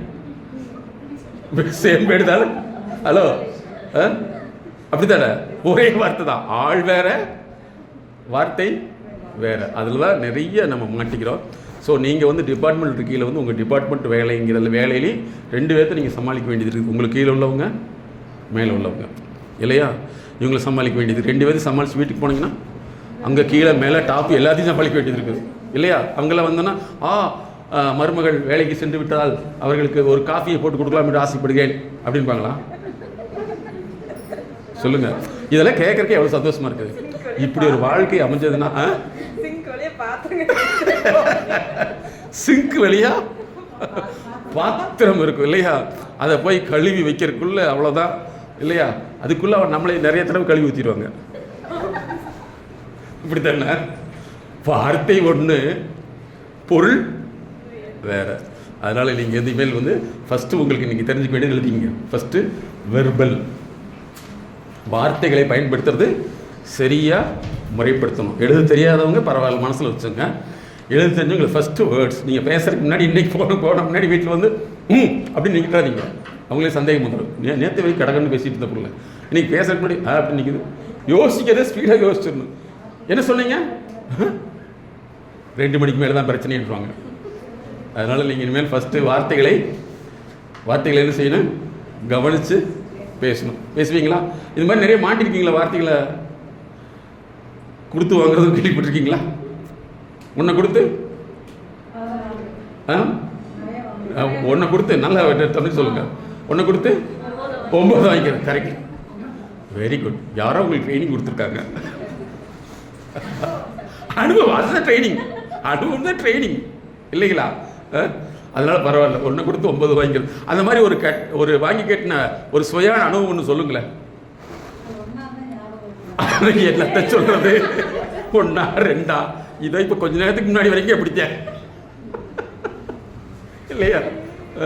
நமக்கு சொல்கிறக்கே எண்ணில் அடங்காதது இல்லையா. யோசிச்சு பாருங்கள், ஒவ்வொருத்தருமே வந்து சொல்ல முடியாத விஷயங்கள் எத்தனை இருக்குது, பாதிச்சுட்ருக்கோம் இல்லையா. அதனால் ஃபஸ்ட்டு வேர்டை வந்து நீங்கள் கரெக்ட் பண்ணிக்கணும். புரியுதுங்களா? இனிமேல் மறக்க மாட்டீங்கல்ல. பேசுறதுக்கு முன்னாடி சார் என்ன சொன்னீங்க, அப்ளை சொன்ன கேட்டதா? கேட்டது சார், இருந்தாலும் திரும்ப கன்ஃபார்ம் பண்ணிக்கிறேன் இல்லையா. அப்படி பண்ணிங்கன்னா உங்களுக்கு ப்ராப்ளமே இருக்காது. ஏன்னா நம்ம வாட்டில் ஒன்று சொல்லி அவங்க வாட்டில் ஒன்று எடுத்து, அவங்க வாட்டில் ஒன்று பேசி, அவங்க வாட்டில் அவங்க நம்ம இஷ்டத்துக்கு ஒன்று எடுத்து, கடைசியில் முக்கோண காதல் தான். அவங்க ஒன்று சொல்லியிருப்பாங்க, நம்ம ஒன்று எடுத்திருப்போம், நான் கொஞ்சம் சொல்லவே இல்லையா அப்படிம்பாங்க இல்லையா. அந்த மாதிரி. ஸோ இது மட்டுமே இல்லை, இன்னொரு அதிர்ச்சியான செய்தி, நிறைய மருத்துவத்துறையில் இருக்கக்கூடிய போது சொல்லக்கூடிய வேர்டு தப்பாக எடுத்துக்கிட்டு டொமேட்டோ மெஷின் போடுங்க, டொமேட்டோ மெஷின் போட்டுருவாங்க பேஷண்ட்டு. இதனால தான் நாங்கள் என்ன சொல்கிறோம்னா, ஒரே ஒரு ஃபார்முலா மட்டும் ஞாபகத்தில் வச்சுங்க. இந்த உலகம் கொடுக்கல் வாங்கல் அடிப்படையில் இயங்குகிறது. கொடுக்கல் வாங்கல் அடிப்படையில் இயங்குகிறது. ஒரு சின்ன எக்ஸாம்பிள், ஏன்னா நீங்கள் வந்து இனிமேல் டியூட்டி கான்சியஸில் இருக்கணும். உதாரணத்துக்கு நாங்கள் பார்த்த கேஸ் மட்டும் சொல்கிறேன். ஒரு பெரிய நிறுவனத்தில் வந்து எங்களுடைய நாங்கள் வந்து கன்சிடர் இந்த மாதிரி பேசுகிறது கிடையாது, ப்ராசஸ் மேனேஜ்மெண்ட்டு. அங்கே வந்து அந்த ப்ராசஸ் என்னென்னு கண்டுபிடிச்சி நாங்கள் மாற்றி அமைச்சிடறோம். அதுக்கு முன்னாடி வந்து ஒரு இன்ட்ரொடக்ஷன் செஷன் இது மாதிரி ஒரு 15 நிமிஷம் இருக்கும். அப்படி இருக்கையில் வந்து நாங்கள் என்ன சொல்கிறோம்னா, ஒரே ஒரு வார்த்தை சொன்னேன், நீங்கள் எப்படியோ அப்படி தான், நீங்கள் மற்றவங்க மேலே குறை சொல்லக்கூடாது அப்படின்னு சொல்லிட்டு வந்துட்டேன். நீங்கள் எப்படியோ அப்படி தான் மற்றவங்க மேலே நீங்கள் குறை சொல்லக்கூடாது அப்படின்னு சொல்லிவிட்டு எம்டி ரூமுக்கு போயிட்டேன். ஒருத்தர் அழுதுகிட்டே வர்றாரு, சார் நீங்கள் சொன்னது எனக்கு ரொம்ப கஷ்டமாக போச்சு சார் அப்படின்னு. நான் கிட்டே என்ன சார் சொன்னேன், என்ன கஷ்டமாக இருக்குது அப்படின்னா, நீங்கள் சொன்ன மாதிரியே நடந்தது அப்படின்னு சொல்கிறாரு. நல்லா தெரிஞ்சுக்க, இங்கே தான் நேச்சர்னு ஒரு விஷயம் இருக்குது சரியா. இவர் என்ன செய்வார்னா, அவங்க பண்ணக்கூடிய கவுண்டிங் இருக்குல்லவா, உதாரணத்துக்கு காஸ்ட்லியான கம்பெனி இருக்குன்னா கவுண்டிங் வந்து எண்ணி போடணும். இவர் வந்து ஒரு 10 பேரை வச்சு வேலை பார்க்குறாரு. 10 பேர் என்ன செய்யணும்னா, சும்மா அள்ளி போடப்பா, ஒரு பெட்டி நினைச்சா முடிச்சு வச்சோம், பெட்டி எப்படி பண்ணிடுவார் சரியா. உடம்பு சரியில்லை, இவர் எதையுமே கரெக்டாக செய்ய மாட்டார். உடம்பு சரியில்லை, ஒரு ஹாஸ்பிட்டலில் போய் மருந்து சீட்டு வாங்கிட்டு வேறு இடத்துல மருந்து வாங்குறாரு.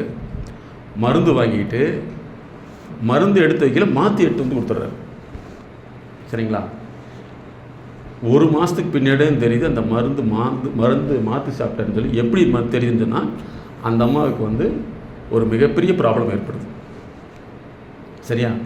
அந்த ப்ராப்ளம் வந்து பிளட் கேன்சர் கிரியேட் பண்ணிடுது சரியா. அதுக்கப்புறம் டெஸ்ட் பண்ணியில் தான் தெரியுது, நீங்கள் மருந்து மாற்றி கொடுத்துருக்கீங்க சாப்பிட்ருக்கீங்க. இல்லை சார் இந்த சீட் இல்லைங்க, இந்த சீட்டுக்குள்ளான மருந்து கிடையாது அப்படின்னு சொல்லி மறுபடியும் ட்ரேஸ் அவுட் பண்ணையில் தான் அப்போவெல்லாம் வந்து இந்த நம்பர் கிடையாது. இப்போ தான் மெடிக்கல் ஷாப் எது வேணாலும் நம்பர் பண்ணுறாங்கல்ல, நான் சொல்கிறது 5 இயர்ஸ்க்கு முன்னாடி. அதுக்கப்புறம் என்ன ஆச்சுன்னா அதை பார்த்து உங்கள் மருந்து இங்கேயே தான் இருக்குது, நம்பர் இல்லைன்னு சொன்ன பின்னாடி தான் இவர் சொல்கிறாரு, சார் இப்படி நான் ஒரு தவறு செஞ்சு தான் என்னுடைய வாழ்க்கையை போச்சுக்கிறார். அதனால தான் நாங்கள் என்ன சொன்னோம்னா, இனிமேல் நீங்கள் வந்து ஒரு பொதுத்துறையில் ஒர்க் பண்ணாலும் நீங்கள் நேச்சருக்கு ஒர்க் பண்ணுறீங்க, அதனால் ரொம்ப கான்சியஸாக ஒர்க் பண்ணி பழகிட்டீங்கன்னா நம்ம குற்ற உணர்வே இருக்கவே இருக்காது. ஏன்னா நம்மளை இந்த மாதிரி நிறைய கேசஸ் பார்க்குறோம். மேடம் அதெல்லாம் இன்னொன்று சொல்லுவாங்க, நிறைய பெண்களுக்கு டெலிவரி சமயத்தில் நடக்கக்கூடிய தவறுகளெல்லாம் நாங்கள் பார்க்கல வந்து இதெல்லாம் ஏன் நடக்குதுன்னு பார்க்குறப்ப நம்மளுடைய மைண்ட் எப்படியோ அதே மாதிரி தான் இன்னொருத்தர் ரிஃப்ளெக்ஷன் ஆகும். அதனால் நீங்கள் வந்து இனிமேல் வார்த்தையில் ஃபஸ்ட்டு வேர்டு, செகண்ட் வந்து ஆக்டிவிட்டி நோட் பண்ணிங்க, செயல்பாடு. ஃபஸ்ட்டு வார்த்தை, ரெண்டாவது செயல்பாடு. சரிங்களா? இந்த செயல்பாடை வந்து நீங்கள் ரீகன்ஃபார்ம் பண்ணிக்கணும். நம்ம செய்கிறது வந்து அடுத்தவங்களுக்கு நமக்கு நல்லதாக இருக்குதுன்னா உங்களுக்கு இப்போ இல்லை, ரிட்டையர்மெண்ட்டுக்கு பின்னாடி உங்களுக்கு லைஃப்பில் இஷ்யூஸே வராது. இல்லைன்னா அதே இஷ்யூ நம்மகிட்ட ஏற்படையில் தான் நமக்கு மிகப்பெரிய வருத்தத்தை ஏற்படுத்தும். ஓகேங்களா? ஃபஸ்ட்டு வார்த்தைகளை பயன்படுத்துறது, ரெண்டாவது ஆக்டிவிட்டி நீங்கள் செய்யறதுக்கு முன்னாடி வந்து அதை யோசிச்சு செஞ்சிங்கன்னா உங்களுக்கு ஹாப்பியாக இருக்கும். அதே மாதிரி யோசிக்கிறது அப்படின்னா என்னென்னா இந்த 2 விதத்துக்குமே பெனிஃபிட் கொடுக்கும். Single way thinking is wrong, double way இருக்கும். இதை நீங்கள் ஃபாலோ பண்ணிக்கணும். சரிங்களா? ஆக்டிவிட்டியில் வந்து அதாவது 2 வே பெனிஃபிட்னு போட்டுங்க, 2 வே பெனிஃபிட் அப்படி போட்டிங்கன்னா நிச்சயமாக உங்களால் வந்து எந்த வகையிலுமே எங்கேயுமே ஸ்ட்ராங்காக இருக்க முடியும். உங்களால் கவலையே பட வேண்டிய அவசியம் வராது. ஃபாலோ பண்ண முடியுதுங்களா? சரி, எத்தனாவது நாள் ப்ரோக்ராம் இது? இன்றைக்கி தான் ஃபஸ்ட் டேவா? இன்றைக்கி தான் ஃபஸ்ட் டே. 1 டே தானா? பார்த்தீங்களா, முடிச்சுட்டாங்க. உங்களுக்கு முதலெல்லாம் 2 டேஸ் இருக்கும் இல்லையா? நிறைய எக்ஸ்பர்ட்டை கொண்டு வந்து இன்ட்ரடியூஸ் பண்ணி வைப்பாங்க. பட் என்னென்னா இது உங்களுக்கு 1 டேவாக பண்ணிட்டாங்க. அதுக்கும் காரணம் நம்ம மக்கள் தான். நிறைய பேர் வந்து 2 நாளா அப்படின்னு கேட்டு என்னாச்சுன்னா அப்படியே கம்மியாகிட்டே வருது. ரேஷன் கடைக்கு போகிறது ரொம்ப கஷ்டம் அப்படின்னு சர்வே பண்ணாலும் ரேஷன் கடை கம்மியாகிட்டே இருக்குது. அதுக்கடுத்து வந்து என்னது, மொபைல் போகிறது ரொம்ப இன்ட்ரெஸ்ட், மொபைல் பண்ணால் மொபைல் ரேட் அதிகமாகுது, உங்களுக்கு செல்ஃபோன் ரேட்டு டேரிஃப் அதிகமாகுது இல்லையா? இதுதான் சர்வே. ஃபாலோ பண்ண முடியுங்களா? அப்போ நம்ம எது நினைக்கிறோமோ அது வந்து கம்ப்ளைண்ட்டாவோ காம்ப்ளிமெண்ட்டாவோ மாறும். இனிமேல் அதை கரெக்ட் பண்ணிக்கலாமா? சரி, இது உங்களுக்கு எல்லாமே இன்ட்ரொடக்ஷன் ஆகிட்டிங்களா? எல்லாமே ஆகிட்டிங்களா? ஒருத்தர் வந்து எல்லாத்துடைய பேரை சொல்ல தெரியுமா? எல்லாத்து பேரும் தெரியுமா? Yes or no? தெரியும். ஒருத்தர் வந்து எல்லாத்துடைய பேர், அவங்க என்ன பண்ணிட்டு இருக்காங்க, அந்த மாதிரி ஃபுல் டீட்டெயில். நேம் மட்டும் தான் தெரியும். ஓகே, இப்போ எந்திரிங்க. நீங்கள் ஸ்டூடெண்ட்டாக மாறிட்டீங்க. எந்திரிங்க பார்க்கலாம். எல்லாம் இன்ட்ரடியூஸ் பண்ணிக்கிங்க. இன்ட்ரடியூஸ் பண்ணு சொன்னீங்க, எப்படி இன்ட்ரடியூஸ் பண்ணிங்கன்னு சொல்லலை. பாருங்கள், அப்படின்னு இல்லைங்க. கடைசியில் இருக்கவங்க அப்படியே தான் இருக்காங்க, முன்னாடி இருக்கும் கூட கடைசியாக தான் போகிறோம், பின்னாடி இருக்கும் முன்னாடி வரவே இல்லை. கரெக்ட், இதெல்லாம் நல்ல விஷயம். சரி, உட்காருங்க. ஆல் ஸ்டூடெண்ட் வாங்க பார்க்கலாம். உங்களுக்கு டைம் முடிஞ்சது. இந்த ஸ்டூடெண்ட்டுங்க வேர்டு நல்லா இருக்கா? Hello, like it? லைக் பண்ணுறீங்களா? எஸ், ஆல் ஸ்டூடெண்ட் உட்காருங்க. இவங்களை பார்த்து எழுத சொல்லலை.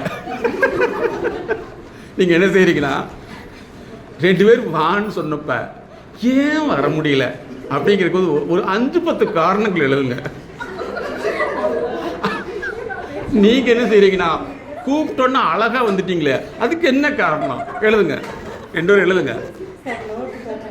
ஐயோ, வாட் இஸ் திஸ்? நோட்டு பேனா இல்லை, போய் வாங்கி கொடுக்கலையே உங்களுக்கு. காலையில் மறந்துட்டாங்க. அங்கே போய் உட்காந்து எழுதுங்க. நான் கூட பயந்துட்டேன். அங்கே உட்காந்து எழுதுங்க. நீங்கள் இன்னைக்கு 3 hours student. Okay student? Okay, பரவாயில்ல. இங்கே பாருங்க, நீங்கள் கூப்பிட்டோன்னா வந்துட்டீங்க, என்ன ரீசன், ஏன் அப்படின்னு எழுதுங்க. நீங்கள் வராததுக்கு எழுதுங்க. எத்தனை லைன் வேணாலும் எழுதலாம். உங்களுக்கு எவ்வளவு இருக்குதோ அவ்வளவு எடுத்து எழுதுங்க. ஒரே ஒன்றுதான் வருது, என்ன செய்யறது? பரவாயில்ல, எழுதுங்க. யாருக்காவது 10 பாயிண்ட் வருதான்னு பாருங்க. கிரேட். வரவே மாட்டேங்குது. நல்லா தெரிஞ்சுங்க, நம்ம எல்லாம் பேசுகிறோம், எல்லாம் செய்கிறோம், ஆனால் உள்ளேருந்து வெளியில் வருதா? வரவே மாட்டேங்குது. இதே பிரச்சனை தான் ஸ்டூடெண்ட்டுக்கு இருக்கும், உங்களே இல்லை, உங்களுடைய குழந்தைகளுக்கும் இருக்கும். எழுத்து வந்து நீங்கள் தெரிஞ்சுக்கணும். ஒருத்தர் வந்து இப்போ இன்றைக்கி லேட்டஸ்ட்டாக வரக்கூடிய ப்ராப்ளம் என்னென்னா ரீடிங் ப்ராப்ளம். யாருமே படிக்கிறதுக்கு விரும்புகிறதே கிடையாது. படிக்கிறதுனா காலேஜில் படிக்கிறதில்ல, ரீடிங் பண்ணுறது பிடிக்கிறதே கிடையாது. சரியா? அது வந்து reading is a complicated brain ப்ராசஸ்ன்னு நாங்கள் சொல்லுவோம். அதுக்கு நாங்கள் எங்களுடைய நிறுவனத்தில் வந்து ரீடிங் கிளினிக்னே வச்சுருக்கோம். ரீடிங் டெவலப் பண்ணுறது. இன்றைக்கி வந்து ஐஏஎஸ் படித்தாலும் டியூஷன், சிஏ படித்தாலும் டியூஷன், எதுக்கு போனாலும் டியூஷன் இல்லையா? இதுக்கு பேர் என்னென்னா நான் ரீயூசபிள் எஜுகேஷன் எழுதிங்க. இப்போ இருக்கிற எஜுகேஷன் பேர் என்ன? நீங்கள் வந்து எதை படித்தாலும் அந்த படிப்பை வச்சு நீங்கள் இன்னொரு படிப்பை கொண்டு போக முடியாது. அதுக்கு பேர் நான் ரீயூசபிள் எஜுகேஷன். திரும்ப பயன்படுத்த முடியாத கல்வி முறை. இதுக்கு வந்து பேரண்ட்டு தான் காரணம். ஏன்னா இப்போ எங்கள்கிட்ட நிறைய பேர் கேள்வி கேட்பாங்க. இப்போ எங்கள் கன்சல்டிங் வருவாங்க, என் பையனை வந்து சிபிஎஸ்சியில் சேர்த்தலாமா இல்லை மெட்ரிகுலேஷன் சேர்த்தலாம். மெட்ரிகுலேஷன் கிடையாது, சென்ட்ரல் போர்டில் அல்லது வந்து ஸ்டேட் போர்டுலையும் இருப்பாங்க. இப்போ நான் உங்கள்கிட்ட கேட்குற கேள்வி என்னென்னா, ஸ்டேட் போர்டு பெருசா அல்லது சென்ட்ரல் போர்டு பெருசான்னு என்ன சொல்லுவீங்க? இல்லை, சப்ஜெக்ட் வந்து அந்த சப்ஜெக்ட் எடுக்கணும்னா குறைஞ்சபட்சம் வந்து டாக்டரல் ஸ்டடீஸ் பண்ணால் மட்டும்தான் எடுக்க முடியும். ஏன்னா அவ்வளோ பெரிய சப்ஜெக்ட் அது. சரியா? சாதாரண இந்த சப்ஜெக்ட் எடுக்கிறத ஒரு ஆளை படிக்க முடியாத ஒருத்தனை கொண்டு போய் அதில் படிக்கிறான்னு சொல்லி நம்ம சேர்த்துறது வந்து யாருக்கு ஏற்படக்கூடிய பாதிப்பு? நல்லா தெரிஞ்சு இந்த இதில் வந்து அவன் ஃபஸ்ட்டு மார்க் எடுக்கிறான்னு வச்சுங்களேன், இட்ஸ் அ கரெக்ட் இல்லையா? இப்போ இதுலேயே அவன் கஷ்டப்படுறவனு சிபிஎஸ்சியில் போட்டால் பாஸ் பண்ணிடுவாங்கன்னா சிபிஎஸ்சியில் போட்டால் பாஸ் பண்ணிடுவாங்க. ஏன்னா நம்ம பாஸ் பண்ண வேண்டியது இருக்குது. புரியுதா? என்னது? மணி பாஸ் பண்ணால் கிளாஸ் பாஸ் பண்ணிடுவோம் இல்லையா? ஸோ ஸ்டேட் போர்ட்லேயே படிக்க முடியாத ஒரு ஆள் வந்து அதில் போனால் என்ன ஆகும்? முடியவே முடியாதுங்கிறது நிறையா பேரண்ட்டுக்கு தெரியறது கிடையாது. சரியா? ஸ்டேட் போர்டில் படிக்கிறவங்க அந்த சென்ட்ரல் போர்டு எதுக்கு உருவாக்கப்பட்டதுங்களோ அது ஒரு பெரிய ஸ்டோரிஸ். சரியா? ஸோ இது ஒரு முக்கியம். அப்போ என்னென்னா ஃபஸ்ட்டு வந்து ரீடிங் பண்ண முடியல, அது வந்து ஒரு காம்ப்ளெக்ஸ் ப்ராசஸ்னால் பண்ண முடியாது. செகண்ட், ரீட்டைன் பண்ண முடியுது, மனசில் வந்து வச்சு பதிவு பண்ண முடியாது. இப்போ நீங்கள் எழுத முடியாதுக்கு பேர் டைகிராஃபியான்னு சொல்லுவோம். எழுத தெரியாது, எழுத முடியாது. அதுக்கடுத்து வந்து நம்ம இன்னொரு விஷயம் அதான், நிறைய பேர் பேசுவீங்க, தனியாக பேசுவீங்க, கூட்டத்தில் பேசுவீங்க. தனியாக பேசிட்டோன்னா அது டைஃப்ராக்டியான்னு சொல்லுவோம். எழுத முடியலன்னா அது டை கால்குலியான்னு சொல்லுவோம். அப்போ இவ்வளோ ப்ராசஸ் இருக்குது. இதை அந்த காலத்திலே கண்டுபிடிச்சாங்க. ஆனால் நமக்கு யாராவது சொல்லியிருக்காங்களா? அதே மாதிரி டை கால்குலியான்னு இருக்குது, மேக்ஸில் வரவே வராது. இதை போய் டியூஷன் போய் படிக்க வச்சிங்கன்னா அது படிக்கிற மாதிரி நடிச்சுட்டு வந்துடுவாங்க. அப்போ இவ்வளோ ப்ராசஸ் இருக்குது இல்லையா? அதே மாதிரி நமக்கு எல்லாம் தெரியுது, மனசுன்றது வெளியில் வர மாட்டேங்குது. இதை நீங்கள் இதே பிரச்சனை தான் யாருக்கு இருக்கும்? நம்மளுடைய ஜென்ரேஷனுக்கு இருக்கும். அப்போ இதில் நீங்கள் கவனமாக இருக்கணும். ஏன்னா உங்களுடைய லைஃப் இனிமேல் வந்து யாரை டிபெண்ட் பண்ணி இருக்குது?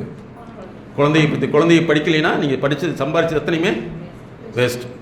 அதே மாதிரி காஸ்ட்லிங்கிறது வேறு, குவாலிட்டிங்கிறது வேறு. Cost is not quality, but quality is also cost. அது வேறு விஷயம். ஃபாலோ பண்ண முடியுங்களா? ஓகே, எழுதிட்டீங்களா? யாருக்கு போர்டில் நல்லா எழுத அழகாக தெரியும்? இதில் கண்டிப்பாக ஒருத்தர் தான் நான் கூப்பிடுவேன். யாருக்கு அழகாக தெரியும்? எழுத தெரியுமா? வாங்க. சரி, இப்போ நீங்கள் ஒருத்தராக சொல்கிறீங்க. நான் கூப்பிட்டோன்னா வர முடியாதுக்கு என்ன காரணம் சொல்கிறீங்க? அவங்க பேர் என்னம்மா? எழுதுவாயம்மா. அதை அழிச்சிருங்க பார்க்கலாம். சொல்லுங்கள். இங்கேருந்து சொல்லலாமா? இங்கேருந்து சொல்லுங்கள் பார்க்கலாம். கூப்பிட்டோன்னே ஏன் வர முடியும்? நீங்கள் வந்துட்டீங்க. நீங்கள் ஒரு காரணம் சொல்லுங்கள். கேள்வி கேட்டால் வெரி குட். கேள்வி கேட்டிருப்பீங்களோ என்ற பயம், கேள்வி பயம், அதுக்கு பேர் அது என்னது? கேள்வி பயமா? அடுத்து நீங்கள் சொல்லுமா. இடைஞ்சல். ஏமா ரெண்டு உட்காந்தீங்க, எந்திரிச்சு வர முடியல, டிஸ்டர்பன்ஸ் அல்லது இடையில வந்து வர முடியல அவங்களால. அதுக்கு என்ன பண்ணி எழுதுவீங்க? இடையூறு. இடையூறு. இடையில் ஊரு, பெரிய ஊர்கள், 2 ஊரு. சரி, நீங்கள் சொல்லுமா. அடுத்து நீங்கள் சொல்லுங்கள். தயக்கம். Very good. எழுதுங்க. எவ்வளோ எழுதுனாலும் சொல்லுங்கள். ஒன்றும் சொல்ல நிறைய சொல்லலாம். அடுத்து என்ன பேசணுமே தெரியல. என்ன பேசணுமே தெரியல. எழுதுங்க. என்ன பேசணுமே தெரியல. Very good. அடுத்து நீங்கள்.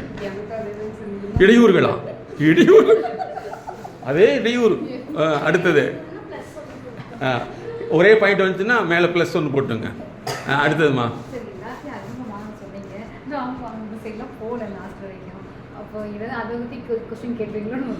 அதே கொஸ்டின் பயம் தான். முதல் கேள்வி தான். இப்படி தாங்க எல்லா பசங்களுமே இருக்காங்க. நாங்கள் வந்து கிட்டத்தட்ட வந்து 5-6 லட்சம் ஸ்டூடெண்ட்டுக்கு நாங்கள் பார்க்குறோம். அத்தனை பேருமே இதே பதில் தான். என்னென்னா, சார் நீங்கள் கேள்விகள் கேள்விகள் பயமாக இருக்கு சார். டாக்டர்கிட்ட போய் அப்படி தான். எங்கிட்ட அப்படி நிறைய பேர் வருவாங்க. யாராவது ஒருத்தர் கூப்பிட்டு வர்றாங்க, சார் என்னென்னே தெரியல, எது சொன்னாலும் கேட்க மாட்டீங்கன்னா. பேர் என்னம்மா? மேடம். அவ்வளோ பேர் என்ன மேடம்? அதனால தான் நாங்கள் ஒருத்தருக்கு 1.5 மணி நேரம் பண்ணிட்டு எடுத்துக்கிறது. ஒருத்தர் நார்மல் பண்ணோம். உடம்பு சரியில்லைனா கூட டாக்டருக்கு எவ்வளோ கஷ்டமாக இருக்குது. போனால் அவங்க ஏன் 2 நிமிஷம் பார்க்குறாங்கன்னா, கரெக்டு தான், உனக்கு என்ன பிரச்சனை? ஒன்றும் பிரச்சனை நீ சொல்லவே வேண்டாம், ஸ்கேனுக்கு போனால் என்ன ஆயிடும்? ஸ்கேனுக்கு போனால் பேங்க்கு பாக்கெட் ஜாலியாக காலி ஆகிடும். ஓகே, இப்போ நீங்கள் என்ன சொன்னீங்க? கேள்வி பயமா? அடுத்தது நீங்கள் சொல்லுமா? தயக்கம். Very good. தயக்கத்தில் +1 போட்டுங்க. Very good. அடுத்த ஒரே பாயிண்ட் தானா? அடுத்தது என்ன பேசுன்னு தெரியல, என்ன பேசுவது இன்னும் தெரியவில்லை.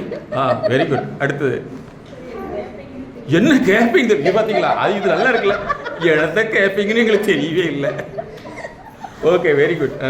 என்ன கேட்பீங்கன்னு தெரியல. கேள்வி பயம். சரி, ஓகே, அதிலே ஒன்று போட்டுக்கலாம். அடுத்தது பின்னாடிமா தயக்கம். பாருங்க, தயக்கம். அடுத்தது தயக்கம் தான். நீங்கள் வந்துட்டீங்க, தப்பிச்சிட்டீங்க. அடுத்து நீங்கள் சொல்லுமா? தயக்கம். Very good. தயக்கம். அடுத்தது தயக்கம் தான். பெரிய மயக்கமே தயக்கம் தான். Very good. அடுத்தது ஏதாவது பண்ண சொன்னாங்க, என்ன பண்ணுறது? Very good. பரவாயில்ல. ஒரே செயல் எத்தனை பதில் வருது பார்த்தீங்களா? அடுத்தது நீங்கள். ஆமாம், நீங்கள் சொல்லுங்கள்.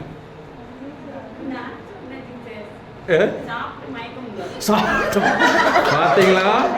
Hello, what is this? Hello, ஆசிதாவா ரசீதாவா? இல்லை, பேர் சொல்லு. அது எல்லாம் சொல்ல. நிறைய பேர் இன்னைக்கு தான் நிம்மதியாக சாப்பிட்டுவான்னு சொல்லல, ஏற்றுக்கவே இல்லை இந்த அம்மா. அப்படிலாம் கிடையாது சார். அந்த அம்மா கரெக்டாக சொல்லுது பார்த்தியா? ஏன்னா நிறைய நான் வந்து அரசு அலுவலர்களும் ஒர்க் பண்ணுறேன் சார். இன்றைக்கு தான் சார் ஒரு நேரம் நிம்மதியாக சாப்பிட்டேன். அப்பவும் விட மாட்டேங்கிறாங்க. ஃபோனை பண்ணி அது என்னாச்சு இது என்னாச்சுன்னு கேட்குறாங்க. அந்த அம்மா இப்போ கரெக்டாக சொல்லிச்சு. உங்கள் சார்பு ரொம்ப கிளியராக சொல்லிச்சு பார்த்தீங்களா? அதுக்கு தான் அந்த உங்கள் ஏஜுக்கு அவங்க ஏஜ் வித்தியாசம் தெரியுதா? அப்போ எது உண்மை? அவங்க சொல்லுதான் கரெக்ட். கிரேட்மா. அம்மாவுக்கு ஒரு கை இருட்டுங்க. இந்த உண்மை தான், இதுதான் முக்கியம். புரியுதா? அவங்க உண்மையிலேயே வந்து அவங்க நல்லா கேட்டு பார்த்தீங்கன்னா ஒரு நிம்மதியாக இன்றைக்கி ஃப்ரீயாக சாப்பிட்ருப்பாங்க. ஏன்னா எல்லா இடத்துலையுமே வந்து பல்வேறு சிக்கல்கள் இருக்கும். அவங்க சாப்பிட முடியாது, வீட்டு வேலையை பார்க்கணும் இல்லையா? கரெக்டாக பார்த்துங்க. இதைத்தான் நாங்கள் கண்டுபிடிச்சோம். அப்போ என்ன செய்யணும்? இனிமேல் எதுக்கு பேசுறதுக்கு முன்னாடி ஃபஸ்ட்டு பாயிண்ட்டை எழுதி ஒட்டிக்கணும். ஏன்னா நாங்கள் உங்கள் மாதிரி நிறைய மனிதர்களை பார்க்குறோம் இல்லையா? உங்கள் டிபார்ட்மெண்ட்டில் எத்தனையோ பேர் சொல்லியிருக்காங்க, ஹையர் ஆஃபீஸர் இப்போ தான் சார் நிம்மதியாக சாப்பிட்டேன். அது வந்து இந்த வடை பாயாசம் இல்லையா, அதோடு சாப்பிட்டேன். இப்படி சாப்பிடவே முடியாது சார், கையை வச்சுக்கிட்டு பெயின் போர்டில் பேசணும், ஃபோனை வச்சுட்டு கையில் பேசணும் சார் அப்படிம்பாங்க இல்லையா? கிரேட். அம்மா சொல்கிறது கிரேட். சரி, அடுத்து நீங்கள் சொல்லுமா? ஸ்டேஜ் ஃபியர்மா. அடுத்தது சோர்வு. நீங்களும் கிட்டத்தட்ட வந்துட்டீங்களா எனக்கு? Very good. அடுத்தது டயர்ட் இருந்தது. அடுத்தது என்ன கேட்பேன்னு பயம். Very good. அடுத்தது உங்களுக்கு கேள்வி பயம். அடுத்தது நீங்கள் தயக்கம். அடுத்தது முன்னாடி இருக்கிட்டு போகட்டுமே. நீங்கள் ஃபஸ்ட்டு மார்க் நிறைய பேர்த்து எடுக்க வச்சுருப்பீங்கன்னு நினைக்கிறேன். அவன் எடுத்துகிட்டு போடுவே ஃபஸ்ட்டு மார்க் போகட்டுமே, அது ஏன் போய் பண்ணிட்டு. வெரி குட், நல்ல பழக்கம். முன்னாடி இருக்க போகட்டுமே. அடுத்து நீங்கள் வந்துட்டீங்க இல்லையா? சரி, ஓகே. இப்போ நீங்கள் எழுதுங்க. நீங்கள் வந்தது காரணம் என்ன? 4 பேர் எழுதுங்க பார்க்கலாம். இந்த சைடு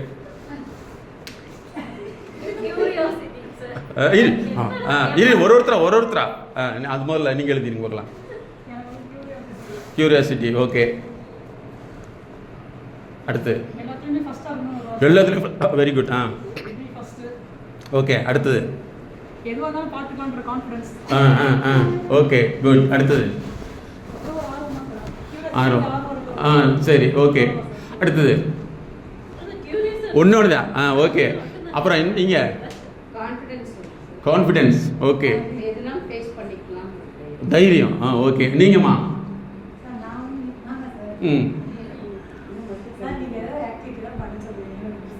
வெரி குட், பரவாயில்ல, very good. Activity interest, okay good. அடுத்தது அவ்வளோதானா? ஓகே சரி.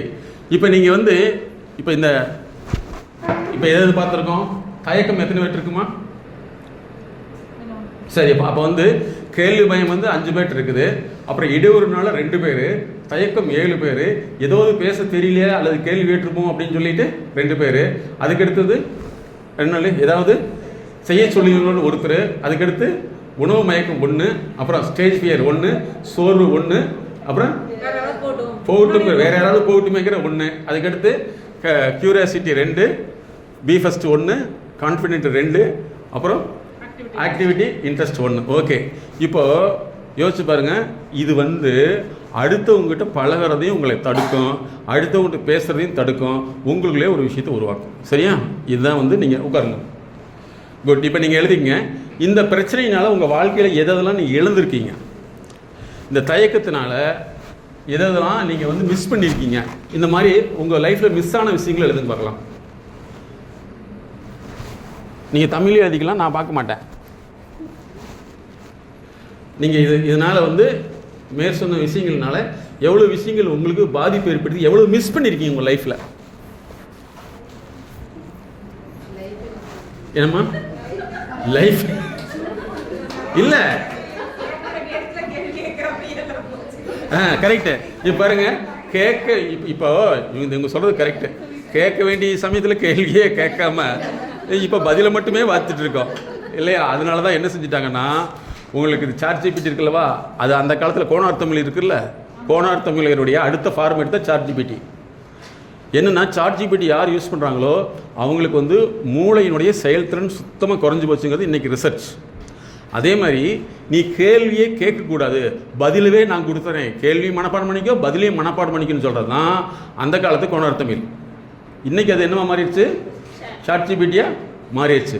கேள்வியை வந்து சரியான முறையில் கேட்க தெரியாது, பதிலை சரியான முறையில் கண்டுபிடிக்க தெரியாது தான் இன்றைக்கி எல்லாட்டும் உள்ளவரும் மிகப்பெரிய பிரச்சனை. இப்போ நீங்கள் சொன்னது வந்து தமாசா இருந்தாலும் உண்மை அதுதான். கேள்வி கேட்க வேண்டிய இடத்துல கேள்வி கேட்க தெரியல. அப்படியே கேள்வி கேட்டாலும் எப்படி கேட்போம்? ஒரு கேள்வி கேட்டோம்னா அந்த வெரி குட், தயக்கத்தில் ஒரு கேள்வி. அப்போ இன்னும் நல்லா எப்படி நல்லா சொல்லுங்களேன். ஒருத்தர் கேள்வி கேட்டோம்னா அது கேள்வியாக இருக்காது, எப்படி இருக்கும்? என்னது, அதிகாரமாக பொறுமை இல்லாத மாதிரி அவங்களே என்ன செஞ்சிடும், அப்படி இருக்கணும். அப்போ அது வந்து கேள்வி கிடையாது, அதுக்கு பேர் டென்ஷன் பண்ணுறது. ஓகே, ஸோ இப்போ நீங்கள் சொல்கிறது நிறைய பேருடைய லைஃப்பில் வந்து எந்த சமயத்தில் பேசணும்னு நமக்கு தெரியல. ஏன்னா எத்தனை வருஷம் சொல்லி கொடுத்துருக்காங்க, உங்கள்கிட்ட எப்படி பேசணுங்கிறது யாராவது வந்து நீங்கள் ஒரு கன்சல்டேஷன் எடுத்துக்கணும் அல்லது ஒரு கோர்ஸ் இருக்குன்னு சொல்லியிருக்காங்களா? எப்படி பேசுகிறங்கிறது 10 வருஷம் படிப்பு பை கலிஃபோர்னியாவில் இருக்குது. 10 இயர்ஸ் 10 வருஷம் படிப்பு எப்படி பேசுகிறதுங்கிறது. ஸோ எங்களை மாதிரி ப்ரொஃபஷனலாக வந்து அதில் எக்ஸ்பர்ட்டாக இருப்போம். ஸோ நீங்கள் ஒரு வார்த்தை சொன்னீங்கன்னா அந்த வார்த்தையினுடைய முழு அங்கே எங்கே இருக்குது மூலத்தை கண்டுபிடிச்சிடும். அதனால தான் ப்ரொஃபஷனல் பீப்புள் வந்து ரொம்ப ரொம்ப ரொம்ப குறைவு. உங்கள் நிறுவனத்தோடு நாங்கள் நிறைய 20 வருஷத்துக்கு மேலே தொடர்புனால ஃபஸ்ட்டு உங்கள் ப்ரோக்ராம் ஷெட்யூல் பண்ண எங்கிட்ட அப்பாயின்மெண்ட் ஃபிக்ஸ் பண்ணிக்குவாங்க. ஏன்னா அவர்கள் உங்கள் மீது வைத்துள்ள அக்கறை. சரியா? ஏன்னா நிறைய பேருடைய பிரச்சனைகள் சால்வ் ஆகிருக்குது, அவங்க லைஃப்பில் மாற்றம் ஏற்பட்டுருக்குது. எங்களுடைய கன்சல்டேஷனுக்கு வந்து 5 வருஷம் கழிச்சுலாம் வந்து அவங்களுடைய வாழ்க்கையை திருத்தி அமைச்சிருக்காங்க. ஓகேவா? அப்போ நீங்கள் கேள்வி கேட்க வேண்டிய விஷயத்தில் கேள்வி கேட்க தெரியல, அப்படியே கேள்வி கேட்டாலும் அந்த கேள்வி மடுத்தவங்களுக்கு என்னவாக இருக்கும், கேள்வியாக இல்லாமல் என்னவா மாதிரி இருக்குது, அதிகாரமாக மாறி. இதை தவிர்த்துக்கணும். ஓகே, நீங்கள் நல்ல விஷயத்தை சொல்லியிருக்கீங்க. மறுபடியும் நீங்கள் இதில் உங்களை வாழ்க்கையில் எதெல்லாம் மிஸ் பண்ணீங்க. ஏன்னா இனிமேல் வந்து ஒவ்வொன்றுக்கும் ஒரு நுட்பம் இருக்கிறது, ஒரு டெக்னாலஜி இருக்குது. ஒரு மனிதனோட தொடர்புகளுக்கு டெக்னாலஜி இருக்குது. அது டாக்கிங் இன்டெலிஜென்சி, ஸ்பீக் இன்டெலிஜென்சி, இந்த மாதிரி நிறைய கேட்டகரியில் நாங்கள் பண்ணி வச்சுருக்கோம். சரியா? இப்போ நீங்கள் எழுதுவங்களா மற்றெல்லாம் ஜஸ்ட் எழுதுங்க. இது மாதிரி எவ்வளோ மிஸ் பண்ணியிருக்கீங்கன்னு சொல்லி எழுதுங்க. உங்கள் வாழ்க்கையில் வந்து இது வந்து எதெல்லாம் உங்களுக்கு தடையை ஏற்படுத்தி, இத்தனை விஷயமே வந்து எப்படிலாம் உங்கள் வாழ்க்கையில் தடையை ஏற்படுத்தி இருக்குது. இப்போ வந்து சிலருக்கு வந்து படிப்பு வராததுக்கு காரணம் என்னென்னா, ஏடிஹெச்டின்னு ஒரு ப்ராப்ளம் இருக்குது, அட்டென்ஷன் டிஃபிஷியன்சி ஹைப்பர் ஆக்டிவிட்டி சிண்ட்ரோம்னு சொல்லிட்டு. அதே மாதிரி வந்து வேலை செய்யாமல் இருக்கிறதுக்கு இன்றைக்கி அதுவும் ஏடிஹெச்டி தான். அது வந்து ஆர்கனைசேஷனல் ஏடிஹெச்டி. அதே மாதிரி வந்து ஃபேமிலி ஏடிஹெச்டின்னு சொல்கிறோம். இன்றைக்கி வந்து நிறைய பெண்களுக்கும் சரி ஆண்களுக்கும் சரி, பெண்கள் சைடு என்னென்ன ஏடிஹெச்டி இருக்குன்னா, வீட்டு வேலை செய்கிறது அவங்களுக்கு பிடிக்கிறது இல்லை, வீட்டில் உள்ள ஹோம் மேனேஜ்மெண்ட் பிடிக்கிறது கிடையாது. அதே மாதிரி வந்து வீட்டு உள்ள பொறுப்பு சார்ந்த பராமரிப்புகளை அவங்க செய்ய பிடிக்க மாட்டேங்குது. இதனுடைய விளைவு என்னென்னா, அவங்க ஒரு 40 வயசுக்கு மேலே வந்து ஹெல்ப்லெஸ்னஸ், எதுவுமே செய்ய முடியாத மாறிடுறாங்க. அதுக்கு தான் இப்போ வந்து என்ன ஆயிடுச்சுன்னா, ஒரு 45-50 வயசு ஆகிட்டாவே வந்து யாரும் குழந்தைகள் அவர்களை என்ன செய்யறதில்ல, பராமரிக்கிறதுக்கு விரும்புறதில்ல. அதுக்கு போல என்ன வந்திருக்குது, ஓல்டு ஏஜ் ஹோம் வந்துருச்சு இல்லையா? ஏன் அப்படின்னா, இவங்க பண்ணக்கூடிய விஷயத்தை யார் எப்படி பழகிக்குவாங்க, குழந்தைக்கு பழகம். இப்போ வந்து வயசானவங்க இருக்காங்கன்னா, அந்த வயசானவங்களுக்கு இவங்க எப்படி ஹேண்டில் பண்ணணும், எப்படி அவங்கள பராமரிக்கணும் செஞ்சு பழக்கானதுனால இவங்க செய்யாத ஒரு விஷயத்தை இந்த குழந்தை செய்யவே செய்யாது. அது இவங்களை என்ன செய்யுது, ரிப்பீட் பண்ணிடுது. ஸோ இது வந்து என்னென்னா ஏடிஹெச்டி, அதாவது வந்து ஃபேமிலியில் ஏடிஹெச்டி, வேலை செய்கிறதுல ஏடிஹெச்டி. நிறைய பேர் வேலை செய்கிறது அவங்களுக்கு பிடிக்கவே பிடிக்காது. நீங்களே பார்த்துருப்பீங்க, சிலர்லாம் வந்து வேலை செய்கிறது அவங்களுக்கு பிடிக்கவே பிடிக்காது. ஒன்றே ஒன்று தான் பிடிக்கும். என்ன சொல்லுங்க பார்க்கலாம்? மொபைல் பார்க்குறதுக்கு பிடிக்கும், பேசிகிட்டு இருக்கிறது பிடிக்கும், டீ சாப்பிட்றதுக்கு பிடிக்கும், வீட்டுக்கு போகிறது பிடிக்கும், வீட்டுக்கு போய் வேலை செய்யாது பிடிக்காது இல்லையா? இதெல்லாம் இருக்குது அல்லவா? இப்போ இந்த ஜெனட்டிக்ஸ் எங்கே போகும்? 50% ஆஃப் ஜெனட்டிக்கல் இன்ஃப்ளூயன்ஸு போகும். இல்லை சார், ஒரு சிலர் நினைக்கலாம், சார் அவங்க அம்மா வந்து பயங்கரமான லேசி ஃபெலோ, ஆனால் பையன் சுறுசுறுப்பாக இருக்கானே அப்படின்னு நினைக்க வேண்டியதே இல்லை. அந்த ஏஜ், குறிப்பிட்ட ஏஜ் ஆன முன்னாடி எகென் ஜெனட்டிக்ஸ் ஃபார்ம் ஆகிடும். இதுதான் நாங்கள் கண்டுபிடிச்சி. அதனால் வந்து நீங்கள் வந்து சாதாரண ஒரு ஆள் கிடையாது. ஆண்களாக இருந்தாலும் பெண்களாக இருந்தாலும் ஒரு உயிரினம் சாதாரண கிடையாது. You are a radiation, you are a radiator, you are a transmitter of your knowledge. Follow பண்ண முடியுங்களா? 1921 தான் கண்டுபிடிக்கிறாங்க. என்னென்னா, ஒரு தாயுடைய கேரக்டர் வந்து குழந்தைக்கு டிரான்ஸ்மிட் ஆகுதுன்னு சொல்லிட்டு. எப்போ கண்டுபிடிச்சாங்க? 1921 கண்டுபிடிச்சாங்க. இதெல்லாம் வெளியே சொல்லியிருக்காங்களா? சொல்லவே கிடையாது. 1921 தான் ஐன்ஸ்டைனுக்கு வந்து நோபல் பிரைஸ், ஒரு டாப் மோஸ்ட் ஒரு ப்ரைஸ் ஒன்று கிடைக்குது. சரியா? அப்போ வந்து பாருங்கள், இந்த கண்டுபிடிப்புகள்லாம் இன்றைக்கு வரைக்கும் வெளியில் வரவே. ஸோ நீங்கள் வந்து ஆர்டினரி ஆள் கிடையாது. நீங்கள் இனிமேல் வந்து உங்களுடைய work conscious, working conscious, family conscious, கூட ஒர்க் பண்ணக்கூடிய கான்சியஸ் டெவலப் பண்ணிங்கன்னா இது யாருக்கு பெனிஃபிட்டு? உங்களுடைய ஃப்யூச்சர் ஜென்ரேஷனுக்கு பெனிஃபிட். சிலர்லாம் வந்து ஒதுங்கி ஒதுங்கி போகிறது என்னென்னா, இதெல்லாம் நாங்கள் நிறைய பார்க்குறோம். அப்போ என்னென்னா, இதுதான் மிகப்பெரிய இஷ்யூவாக மாறிடும். இனிமேல் வந்து நீங்கள் எல்லாத்துலேயும் கான்சியஸாக இருக்க போகிறீங்க. முதல்ல வார்த்தையில் கான்சியஸ், அதுக்கடுத்து செயல்பாடில் கான்சியஸ். அதே மாதிரி வந்து ஒருத்தர் வந்து தயங்கிட்டு இருக்காங்கன்னா அவங்களுக்கு இவ்வளோ பிரச்சனை இருக்குன்னு நீங்கள் தெரிஞ்சுக்கணும்.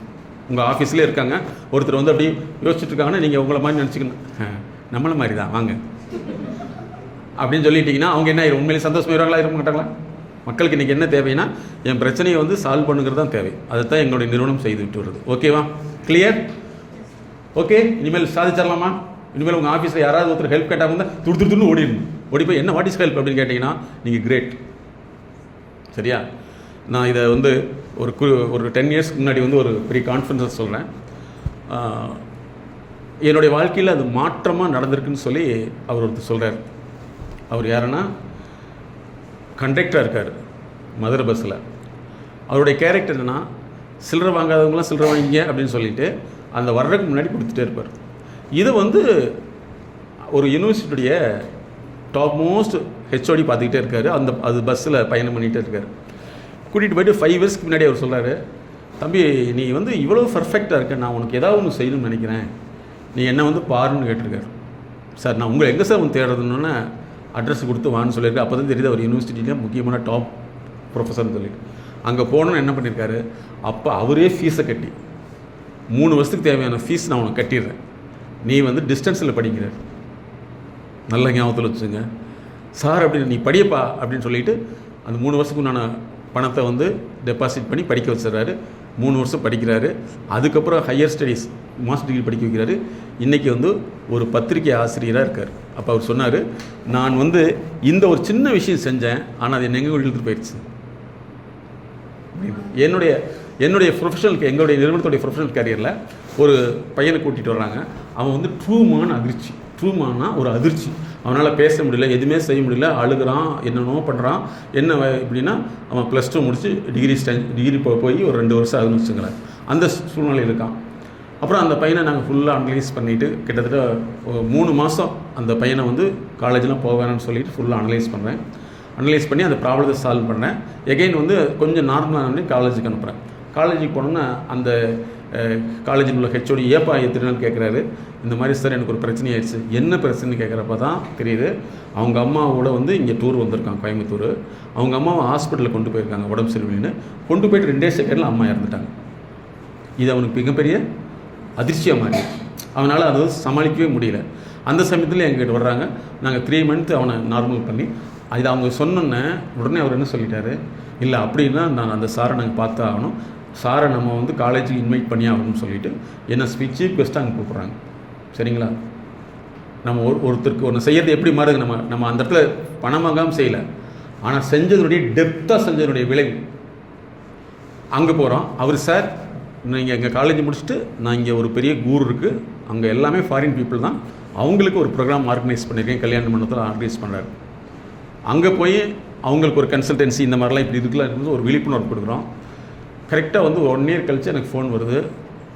நாங்கள் வந்து சிங்கப்பூர்லேருந்து பேசுகிறோம், நீங்கள் சிங்கப்பூருக்கு வந்து நீங்கள் வரணும், உங்களுக்கு தேவையான பாஸ்போர்ட்லாம் நீங்கள் கொடுத்துருங்க, வீசா டிக்கெட் எல்லாமே நான் அரேஞ்ச் பண்ணிடுறேன்னு சொல்லிட்டு ஃபோன் வருது. நான் இதை நம்பவே இல்லை.